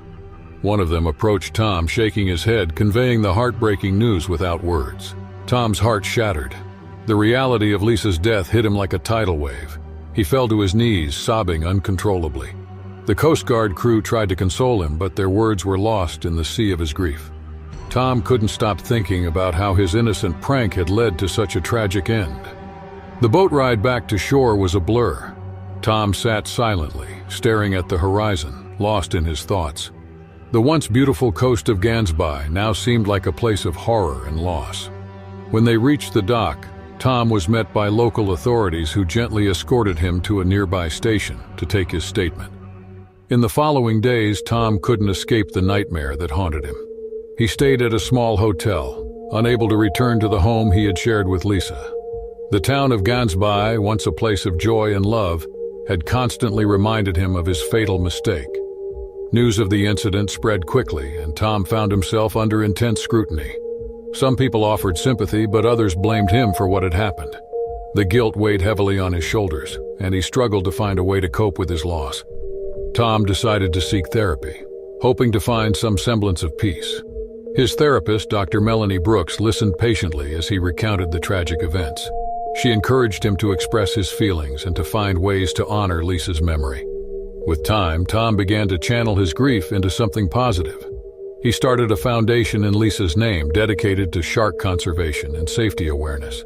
He wanted to prevent others from experiencing the same tragedy. The foundation aimed to educate people about the dangers of the ocean and how to respect its inhabitants. Tom also began participating in community outreach programs, sharing his story in the hopes that it would serve as a cautionary tale. He wanted people to understand the importance of taking safety seriously and being aware of their surroundings. Though the pain of losing Lisa never indeed went away, Tom found solace in helping others. He dedicated his life to making a difference, turning his grief into a force for good. The foundation grew and Tom found a new purpose, keeping Lisa's memory alive through his work. Years later, standing on the shore of Gansby, Tom looked out at the ocean with a heavy heart. The water was calm and beautiful, but he knew its power too well. He whispered a silent prayer for Lisa, hoping she had found peace. That sunny afternoon changed Tom's life forever, but he had learned to live with his loss. He knew Lisa would always be a part of him. guiding him as he worked to make the world safer. In 2004, a dedicated marine researcher, Dr. David Miller, found himself in the icy waters of Glacier Bay National Park in Alaska. The park, known for its stunning glaciers and diverse marine life, was the perfect place to study orcas. David was leading a whale-watching expedition to observe these magnificent creatures up close. The day was cold and clear, the sky a brilliant blue. David and his team had set out early in their small inflatable boat, eager to spot the orcas. As they navigated the frigid waters, David kept his eyes peeled for any sign of the whales. His heart raced excitedly as he saw the telltale dorsal fins slicing through the water. David was especially interested in one particular orca separated from its pod. The lone orca had been acting strangely, possibly agitated by recent encounters with boats.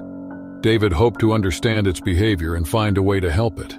As they drew closer, David could see the orca more clearly. It was a massive creature, its black and white body gliding effortlessly through the water. He raised his camera, ready to capture its movements. But something felt off. The orca's behavior was more erratic than usual, and David's excitement turned to concern. Suddenly, the orca turned and headed straight for their boat. David's heart skipped a beat. The orca rammed the side of the inflatable boat with tremendous force, sending it rocking violently. David was thrown into the freezing water, his body instantly numbed by the cold. Panic surged through him as he struggled to stay afloat. The orca was circling, its mighty jaws just beneath the surface. David knew he had to reach the safety of the larger research vessel, but it seemed so far away. The icy water sapped his strength, and his movements grew sluggish. Desperation gripped him as he kicked his legs, trying to distance himself from the orca. He glanced back, seeing the massive creature's fin cutting through the water, getting closer.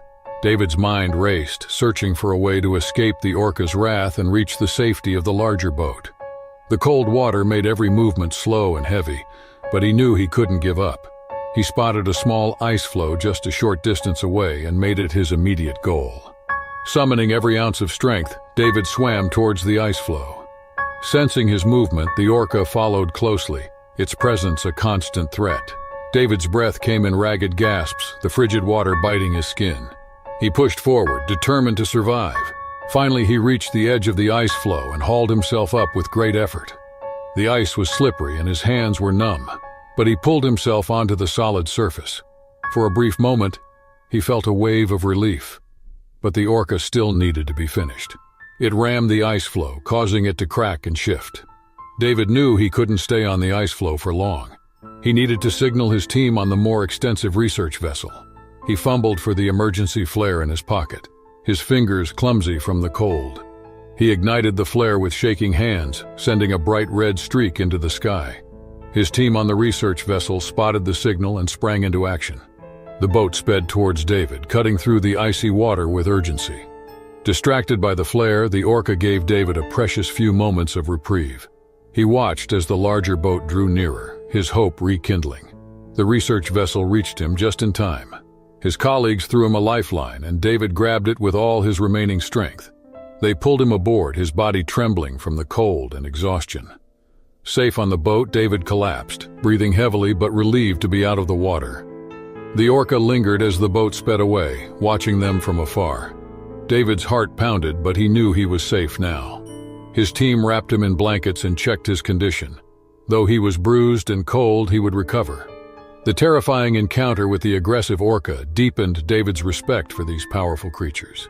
He shared his experience with the marine research community back on land, highlighting the importance of understanding and protecting orcas in their natural habitat. David's ordeal became a tale of caution and respect. The orca, still roaming the waters of Glacier Bay National Park, remained a reminder of the wild and unpredictable nature of the sea. David continued his research, more determined than ever to find ways to coexist with these magnificent creatures.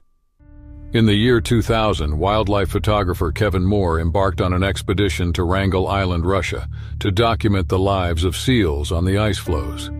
The Arctic was a harsh and unforgiving environment, but its beauty and unique wildlife drew Kevin every year. He had spent countless hours preparing for this trip, eager to capture the intimate moments of the seal colony. The day was clear and bitterly cold. the sun a distant orb barely providing warmth. Dressed in heavy Arctic gear, Kevin stepped carefully onto the ice floe. His camera was ready, its lens glinting in the pale light. He moved slowly and deliberately, not wanting to startle the seals. As he approached a group of seals lounging on the ice, he marveled at their serene presence. Kevin's focus landed on a mother seal and her pup. The pup was playful, rolling around on the ice while the mother watched protectively. Kevin knew he had to get closer for the perfect shot, but also understood the risks. He edged forward, his camera clicking softly. The mother seal eyed him warily but remained calm. Lost in his work, Kevin failed to notice just how close he was getting. The mother seal suddenly tensed, sensing a potential threat. Kevin realized his mistake too late. The ordinarily docile seal transformed into a fierce protector. With a mighty lunge, she charged at Kevin, her speed and aggression catching him off guard. Kevin stumbled backward, his boots slipping on the icy surface. He hit the ground hard, the cold seeping through his clothes. The mother seal was relentless, her barks loud and menacing. She snapped her jaws and slapped her flippers against the ice, driving Kevin further away from her pup. Panic set in as Kevin scrambled to his feet. He tried to retreat, but the ice was treacherous, causing him to slip and slide. The mother seals advanced, her eyes locked on him, determined to protect her young. Kevin's heart raced, knowing he had to think quickly to survive this unexpected encounter. His icebreaker ship was anchored a short distance away, a beacon of safety in the vast, icy expanse. Kevin's mind raced as he plotted his escape.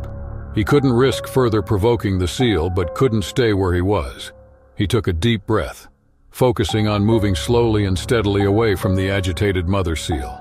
The seal followed, her aggression undiminished. Kevin's every step was a precarious dance on the slippery ice. He kept his eyes on the ship, willing to reach it without incident. The icy wind whipped around him, but he pushed forward, knowing his survival depended on his ability to outmaneuver the protective mother. Kevin kept his eyes on the ship, willing to reach it without incident. The icy wind whipped around him, but he pushed forward, knowing his survival depended on his ability to outmaneuver the protective mother. Every step was a struggle. The ice beneath Kevin's feet was unforgiving, making it difficult to maintain his balance. The mother seal was relentless, her barks echoing across the ice floe. Kevin tried to keep his movement slow and steady, hoping not to provoke her further. However, the seal's determination was unyielding. As Kevin moved, he scanned the area for anything that might help him. He spotted a cluster of ice ridges that could offer temporary cover. Summoning his courage, he made a careful dash towards them. The seal lunged after him, but the ridges provided enough obstacle to slow her down. Kevin crouched behind the ice ridges, taking a moment to breathe. His hands trembled from the cold and the adrenaline coursing through his veins. He peeked over the hill, seeing the seal still searching for him. He knew this respite wouldn't last long. He had to make his move. Timing his next steps carefully, Kevin waited until the seal was momentarily distracted by another sound on the ice. He used the opportunity to slip around the ridge and head towards his ship. The icebreaker was so close now, but the path was still difficult. Kevin's careful pace allowed him to progress steadily, but the seal soon noticed his movement again. With renewed vigor, she charged once more. Kevin's heart pounded as he picked up his pace, his boots slipping on the ice. He could now see the ship's crew waving and shouting, their voices carried away by the wind. The final stretch was the most treacherous. Kevin felt the ice crack beneath him, but he pushed forward with all his might. The ship's crew had thrown a rope ladder over the side, dangling within reach. Kevin lunged for it, his fingers grasping the cold, rough rope. Kevin pulled himself up with a mighty heave, his muscles screaming in protest. The seal reached the ladder's base, snapping her jaws in frustration. But she couldn't climb. Kevin climbed higher, his body shaking with exhaustion and relief. The crew helped him aboard, pulling him to safety. Once on the ship, Kevin collapsed, gasping for breath. His body was battered and bruised, but he was alive. The crew wrapped him in warm blankets and the ship's medic checked him. Despite the ordeal, Kevin knew he had been fortunate. As the icebreaker pulled away from the ice floe, Kevin looked back at the mother seal who had returned to her pup. He felt a profound respect for her fierce protectiveness. The experience had been terrifying, but also reinforced the bond between mother and child in the wild. Kevin's photographs, though incomplete, told a powerful story. He knew he would never forget this day. The ice floe terror would serve as a stark reminder of the unpredictable nature of wildlife and the respect it commanded. Back home, he would share his tale, using his harrowing encounter to advocate for greater understanding and protection of these magnificent creatures. In 2010, marine ecologist Dr. Mark Andrews embarked on a crucial dive in the Coral Sea off the coast of Australia. His research site and passion were the vibrant coral reefs teeming with life. Mark was studying the effects of climate change on these delicate ecosystems, hoping to gather data that could help preserve them for future generations. The day was perfect for diving. The sun shone brightly and the clear water offered excellent visibility. Mark adjusted his diving mask and breathed deeply before plunging into the warm, inviting waters. As he descended, the underwater world opened up, a mesmerizing array of colors and shapes. Schools of fish darted around, and the coral formations stretched like an underwater city. Mark swam deeper, eyes scanning the reef for signs of bleaching and other damage caused by rising ocean temperatures. His careful and deliberate movements ensured he didn't disturb the fragile coral. He paused frequently to take notes and photographs, documenting the reef's health. Suddenly, something caught his eye, a rare and beautiful sea snake, its body gliding gracefully through the water. The snake's scales shimmered in the sunlight, displaying vibrant colors. Mark knew this species was highly venomous, but he couldn't resist the opportunity to observe it up close. He moved slowly, his camera ready to capture the stunning creature. As Mark approached, the sea snake seemed to sense his presence. It turned towards him, its eyes locking onto his. For a moment, there was a tense standoff. Mark held his breath, hoping the snake would continue on its way. But the snake became agitated, its movements growing erratic. Before Mark could react, the snake struck with lightning speed, its fangs sinking into his arm. A sharp pain shot through him, and he recoiled, watching in horror as the snake retreated into the coral. Mark knew the seriousness of the situation. The sea snake's venom was potent, and he had only a short window to reach the surface and get the antidote waiting on his research vessel. Mark's vision began to blur and his limbs grew heavy. The venom was taking effect quickly. He glanced around, trying to orient himself. The intricate maze of the reef now seemed like a labyrinth designed to thwart his escape. He needed to navigate back to the surface, but every second counted. Summoning his remaining strength, Mark began to swim towards the surface. His movements were sluggish and he struggled to stay focused. The coral formations that had once fascinated him now appeared as obstacles in his path. He kicked his legs harder, pushing himself to move faster despite the growing numbness in his limbs. Mark's mind raced as he thought about the antidote on the research vessel. He knew his team would be monitoring his dive and would have seen his distress signal. But he couldn't rely solely on them. He had to return alone. The thought of his family and his commitment to his research fueled his determination. As he swam, he kept a wary eye for the sea snake, fearing another encounter. The reef was moving, and every shadow seemed like a potential threat. Mark's breaths came in ragged gasps through his regulator, the weight of the situation pressing down on him. The surface seemed impossible, but Mark knew he couldn't give up.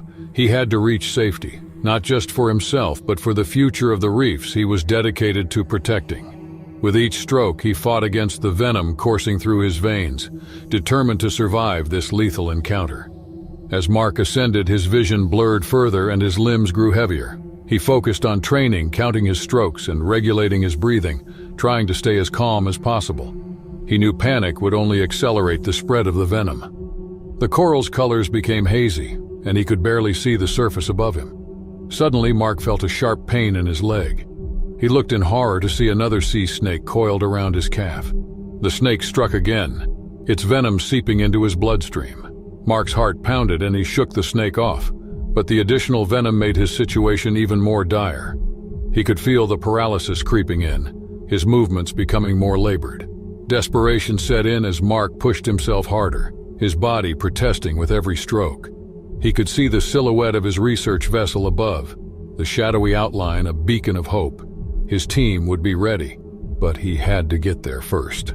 He kept moving, each kick of his legs a battle against the venom's debilitating effects.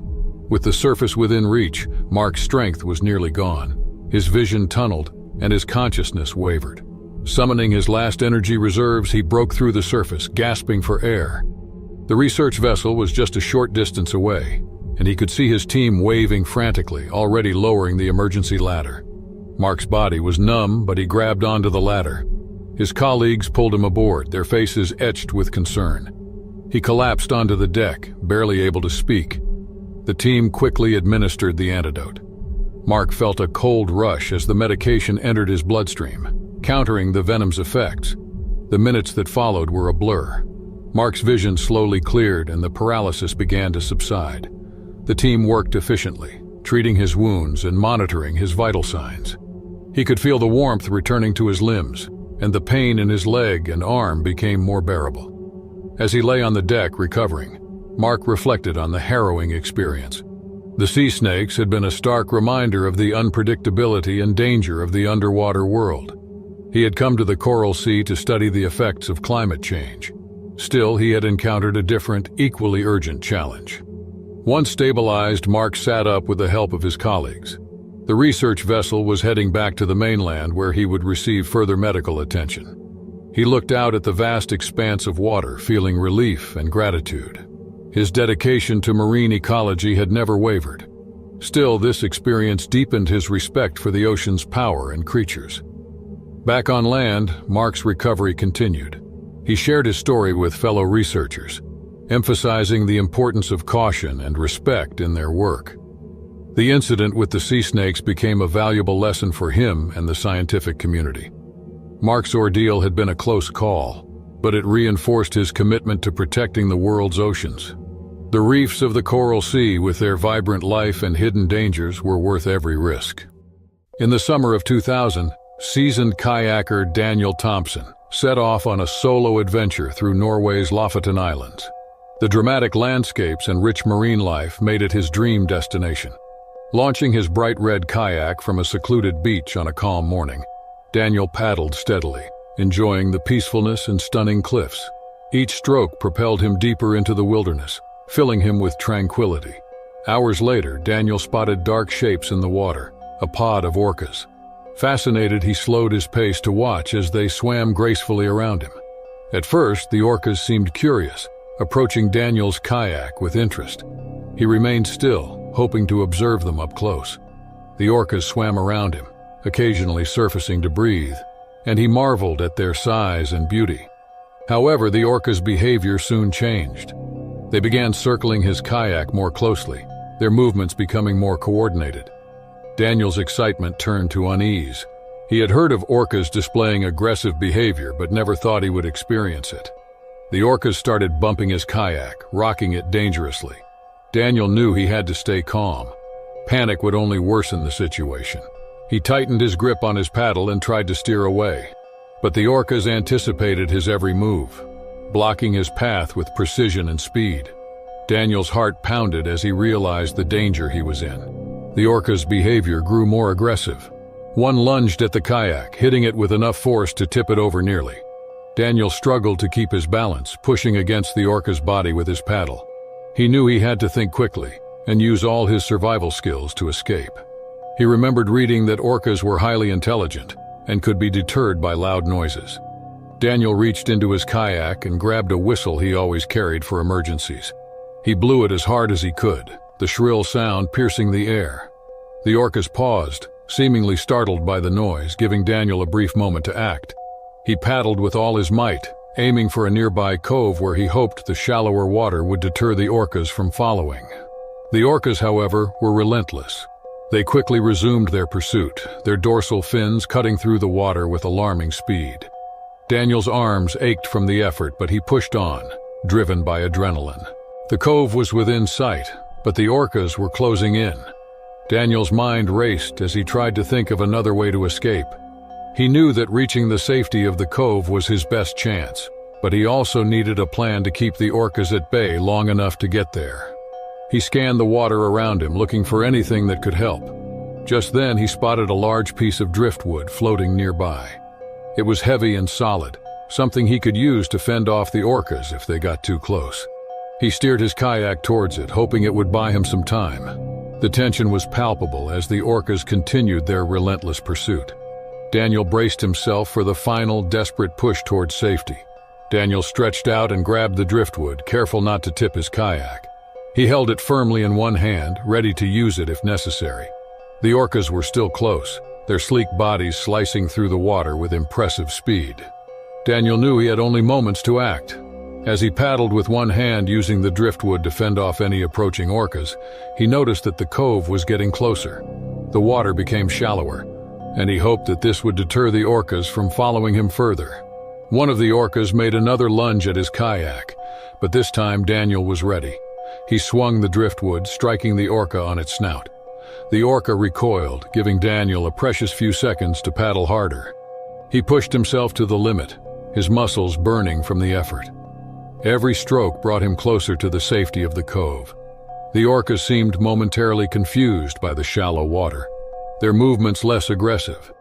Daniel took advantage of this brief respite, paddling with renewed determination. Finally, he reached the entrance of the cove. The orcas hesitated at the boundary of the shallower water, their sleek forms gliding back and forth as if debating whether to continue their pursuit. Daniel didn't wait to see what they would decide. He paddled further into the cove, seeking the safety of the rocky shore. Once he was close enough, Daniel jumped out of his kayak, pulling it onto the rocks with all his remaining strength. He collapsed onto the shore, breathing heavily, his heart still racing from the adrenaline. The orcas lingered at the cove's entrance for a few moments before turning away and disappearing back into the deeper waters. Daniel lay on the rocky shore, his body trembling from the ordeal. He had survived the encounter, but the experience had shaken him deeply. He looked out at the ocean, now calm and peaceful, and marveled at how quickly things had changed. The beauty of the sea was undeniable, but so was its danger. Daniel thought about what he had learned as he sat there catching his breath. The encounter with the orcas had tested his survival skills and his ability to remain calm under pressure. He had faced one of the most intelligent and formidable predators in the ocean and had come out alive. The experience made him realize the importance of respecting nature and understanding its power. After resting for a while, Daniel knew he had to find a way back to civilization. The cove was remote and he could not know if anyone was nearby. He gathered his strength and began to assess his situation. His kayak was intact, though it had taken a few hits from the orcas. He checked his supplies and found that everything essential was still there. Daniel decided to wait until the following day to set off again. The daylight was fading, and he didn't want to risk another encounter in the dark. He made a small camp on the shore, using the driftwood for a fire to keep himself warm. The night was long and filled with the sounds of the ocean, but Daniel felt a sense of calm, knowing he had made it through the worst. Daniel set off early the next day, cautiously paddling out of the cove and into the open water. He kept close to the shore, ready to find shelter if needed. The journey back was tense, but the orcas did not return. Daniel reached a small fishing village by late afternoon, exhausted but grateful. The villagers welcomed him warmly, offering food and a place to rest. Daniel shared his story, and the villagers listened in awe. His encounter with the orcas became a tale of bravery and survival that would be told for years to come. Daniel returned home with a newfound respect for the sea and its inhabitants.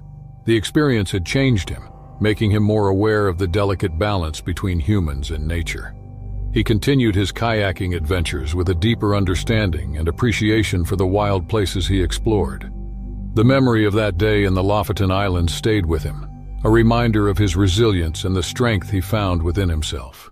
In early winter 2007, a dedicated documentary filmmaker, Alex Turner, traveled to Wrangel Island, Russia, to film seals during mating season. Despite the harsh, icy landscape, Alex was undeterred.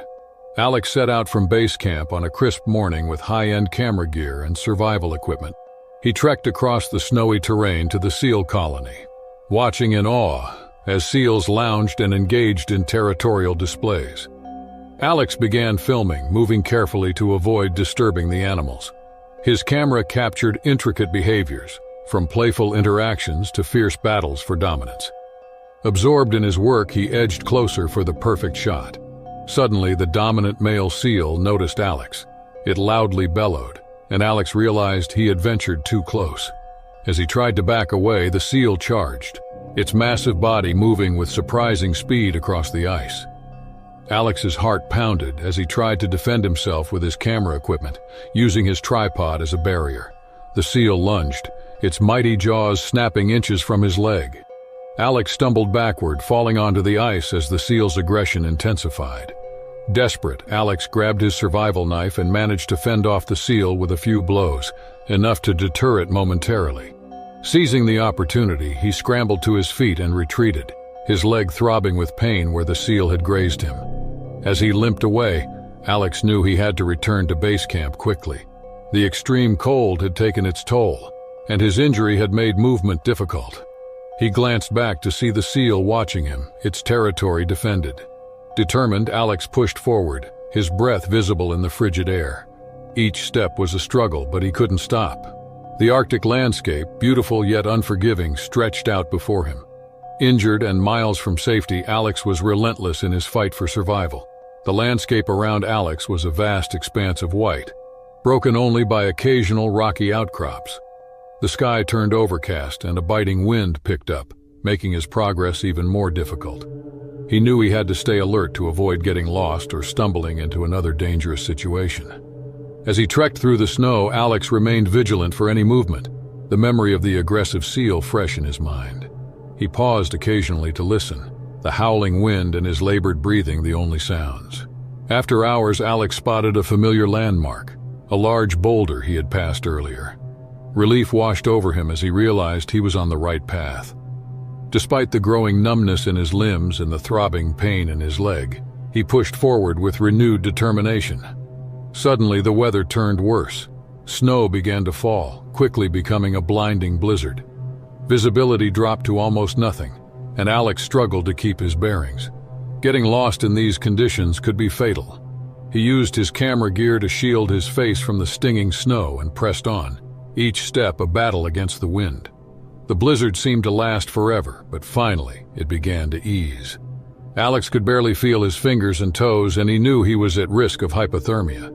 Summoning the last of his strength, he continued his trek. Eventually, through the haze of snow, he saw the faint outline of his base camp. With a final burst of energy, Alex reached the camp and stumbled into his tent. He immediately began warming himself, using his survival gear to heat water and prepare a hot drink. The warmth began to seep back into his body, and he felt a deep sense of relief. He had made it back alive. Once he was stable, Alex treated his leg injury as best he could.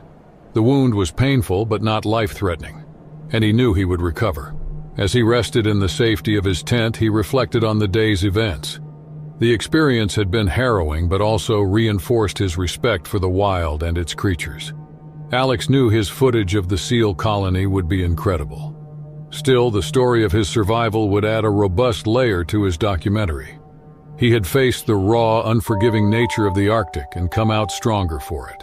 With a renewed sense of purpose, he vowed to share the beauty and danger of this remote world with others, hoping to inspire respect and awe for the incredible wildlife that calls it home. In the summer of 2002, Mary Thompson, an overweight woman in her early 30s, decided to take a much-needed vacation to Gansbaai, South Africa. Known for its beautiful beaches and vibrant marine life, Gansbaai seemed the perfect place to relax and try something new. Mary had always feared the ocean but wanted to face her fears. She had heard about the stunning underwater world and decided that this was the time to try snorkeling for the first time. Mary arrived at the beach in perfect weather. The sun shone brightly and the ocean glistened in a stunning blue. Excited and nervous, she donned her snorkeling gear, took a deep breath, and stepped into the water. The calm waves lapped at her feet as she waded deeper and began to float. With her mask and snorkel in place, Mary dipped her face into the water and started swimming. She was mesmerized by the colorful fish and vibrant coral reefs. The underwater world was more beautiful than she had imagined, and for a while she forgot her fears, fully immersed in the ocean's tranquility. However, she soon realized she had drifted farther from the shore than intended. She could barely see the beach when she lifted her head above the water. A sense of unease crept over her, but she kept calm. She knew she had to swim back, but saw a shadow moving in the water as she turned around. Her heart skipped a beat when she recognized the shape. It was a great white shark, drawn by her movements. Mary felt a surge of panic, but knew she had to stay calm. Panicking would only make things worse. She remembered the safety tips she had read before snorkeling. Stay as still as possible, make yourself look big, and avoid sudden movements. Mary floated on her back, trying to keep her breathing steady. She hoped the shark would lose interest and swim away. But the shark kept circling her, getting closer with each pass. Mary needed to think of something fast. She searched for anything she could use to defend herself, but found nothing.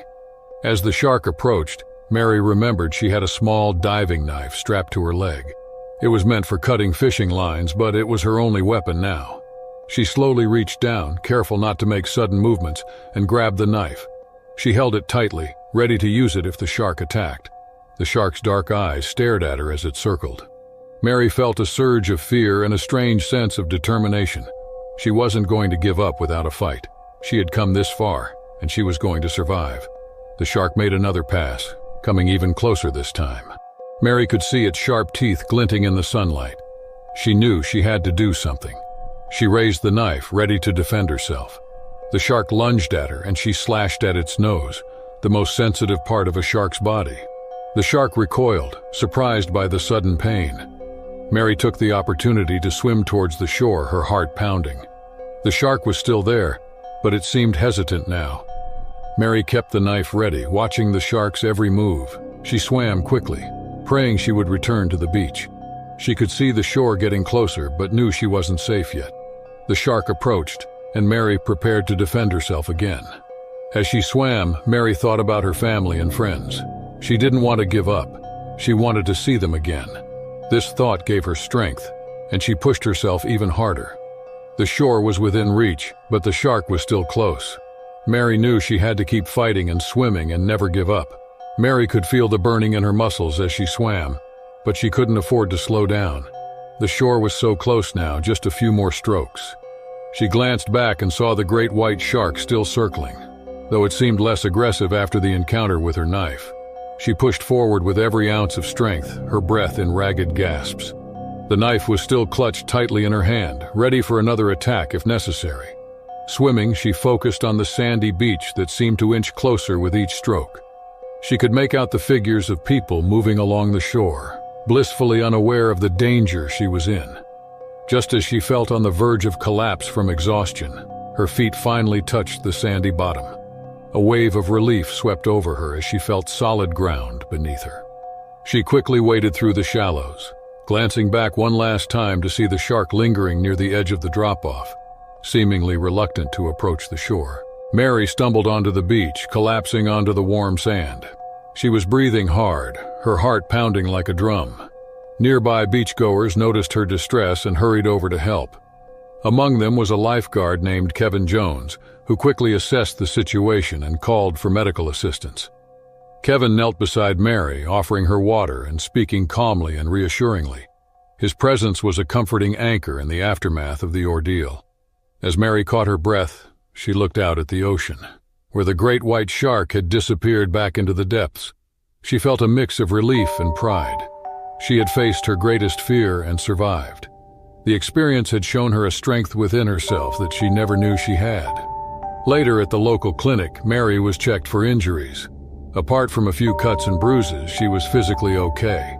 Dr. Emily Roberts commended her for her bravery and quick thinking, noting that not many people would have kept their wits about them in that situation. Word of Mary's encounter spread quickly, and she found herself the center of attention. News reporters came to interview her, and she recounted her story, emphasizing the importance of staying calm and thinking clearly in a crisis. Her story inspired many, showing that ordinary people could find extraordinary courage when faced with danger. Mary stayed in Gansby for a few more days, reflecting on the experience. She took long walks on the beach, appreciating the beauty of the ocean with a newfound respect. She even met with a local marine biologist, Dr. Samuel Patel, who educated her about sharks and their behavior. Understanding these magnificent creatures helped Mary see them in a new light, reducing her fear and replacing it with respect. When she finally returned home, Mary felt different. The experience had changed her. She felt more robust, more confident, and more appreciative of life. She continued sharing her story, hoping it would encourage others to face their fears and discover their inner strength. Mary's encounter with the great white shark became a defining moment, It taught her that fear could be faced and overcome, that strength could be found in the most unexpected places, and that even in the face of danger, there was always hope. Her bravery and resilience left a lasting impact on everyone who heard her story, reminding them that they, too, could find courage in the face of their challenges. In the spring of 2001, Sarah Mitchell, an ambitious journalist in her late 20s, joined a commercial fishing crew in the Gulf of Mexico. Fascinated by the sea, she aimed to write an in-depth story about the dangers and challenges of life on the open ocean. Boarding the sturdy Sea Warrior, helmed by seasoned Captain Tom Harris, Sarah felt excitement and trepidation. Captain Harris, a grizzled veteran, led a crew that included First Mate Jack Roberts and deckhands Luis Martinez and Ben Collins. Used to rough conditions, they welcomed Sarah with curiosity. As the boat headed into the Gulf, Sarah felt a thrill of anticipation. She spent the first day getting to know the crew and learning their routines, quickly realizing the job's physical demands. The men were friendly but focused, preparing their gear and setting up lines for a long day of fishing. The next day, before dawn, the crew began work. The sea was calm and the weather was clear. Sarah joined them on deck, eager to document their catch. The men worked efficiently, hauling in fish with practiced precision, while Sarah took notes and snapped photos, capturing the intensity of their labor. As the sun climbed higher, the mood on the boat shifted. One of the lines went taut and the reel spun wildly. The crew sprang into action, each man knowing exactly what to do. As they struggled with the line, Sarah watched in awe, muscles straining against the powerful pull. After what felt like an eternity, a massive swordfish broke the surface, its long, sharp bill glinting in the sunlight. The crew cheered, but their excitement quickly turned to concern as the swordfish thrashed violently, spraying water over the deck and rocking the boat dangerously. Captain Harris barked orders as the crew fought to control the situation. The swordfish's thrashing intensified, its sharp bill striking the boat with alarming force. Sarah saw the men's worry as they tried to avoid the deadly strikes. The ship creaked under the assault, highlighting their precarious situation. The fish's attacks continued, and the crew struggled to keep their balance on the slippery deck. Luis grabbed a harpoon, ready to defend. Jack and Ben worked to secure the line, but the swordfish's thrashing made it nearly impossible. Heart-pounding, Sarah documented the chaos while trying to stay out of the way. Suddenly, the swordfish lunged again, its bill piercing the hull. Water gushed into the ship, and Captain Harris's face turned grim. The crew sprang into action, trying to plug the hole with rags and gear, but the water kept pouring in. Desperation grew as the swordfish continued thrashing, posing a deadly threat. Sarah knew she had to help. She grabbed a bucket and joined the crew in bailing out the water. Despite their efforts, worry remained etched on their faces. Captain Harris knew they had to act fast. He barked orders, directing the crew to secure the swordfish and stop the water. The tension was palpable as the men worked together, their survival instincts kicking in. Sarah could see the determination in their eyes, and she felt a surge of respect for these men who braved the sea's dangers daily. The crew fought to regain control as the boat continued to take on water. The swordfish's relentless attacks had turned their routine fishing trip into a battle for survival. Sarah's story was unfolding in ways she had never imagined, and she knew that the outcome of this day would be etched in her memory forever. The crew's determination was palpable as they fought against the swordfish's relentless assault. Seeing the severity of the situation, Captain Harris quickly instructed Jack and Luis to get the swordfish under control while Ben continued bailing. He told Sarah to stay back and keep safe. Jack and Luis, armed with harpoons and ropes, approached the thrashing fish cautiously. They had to time their movements perfectly to avoid its deadly bill.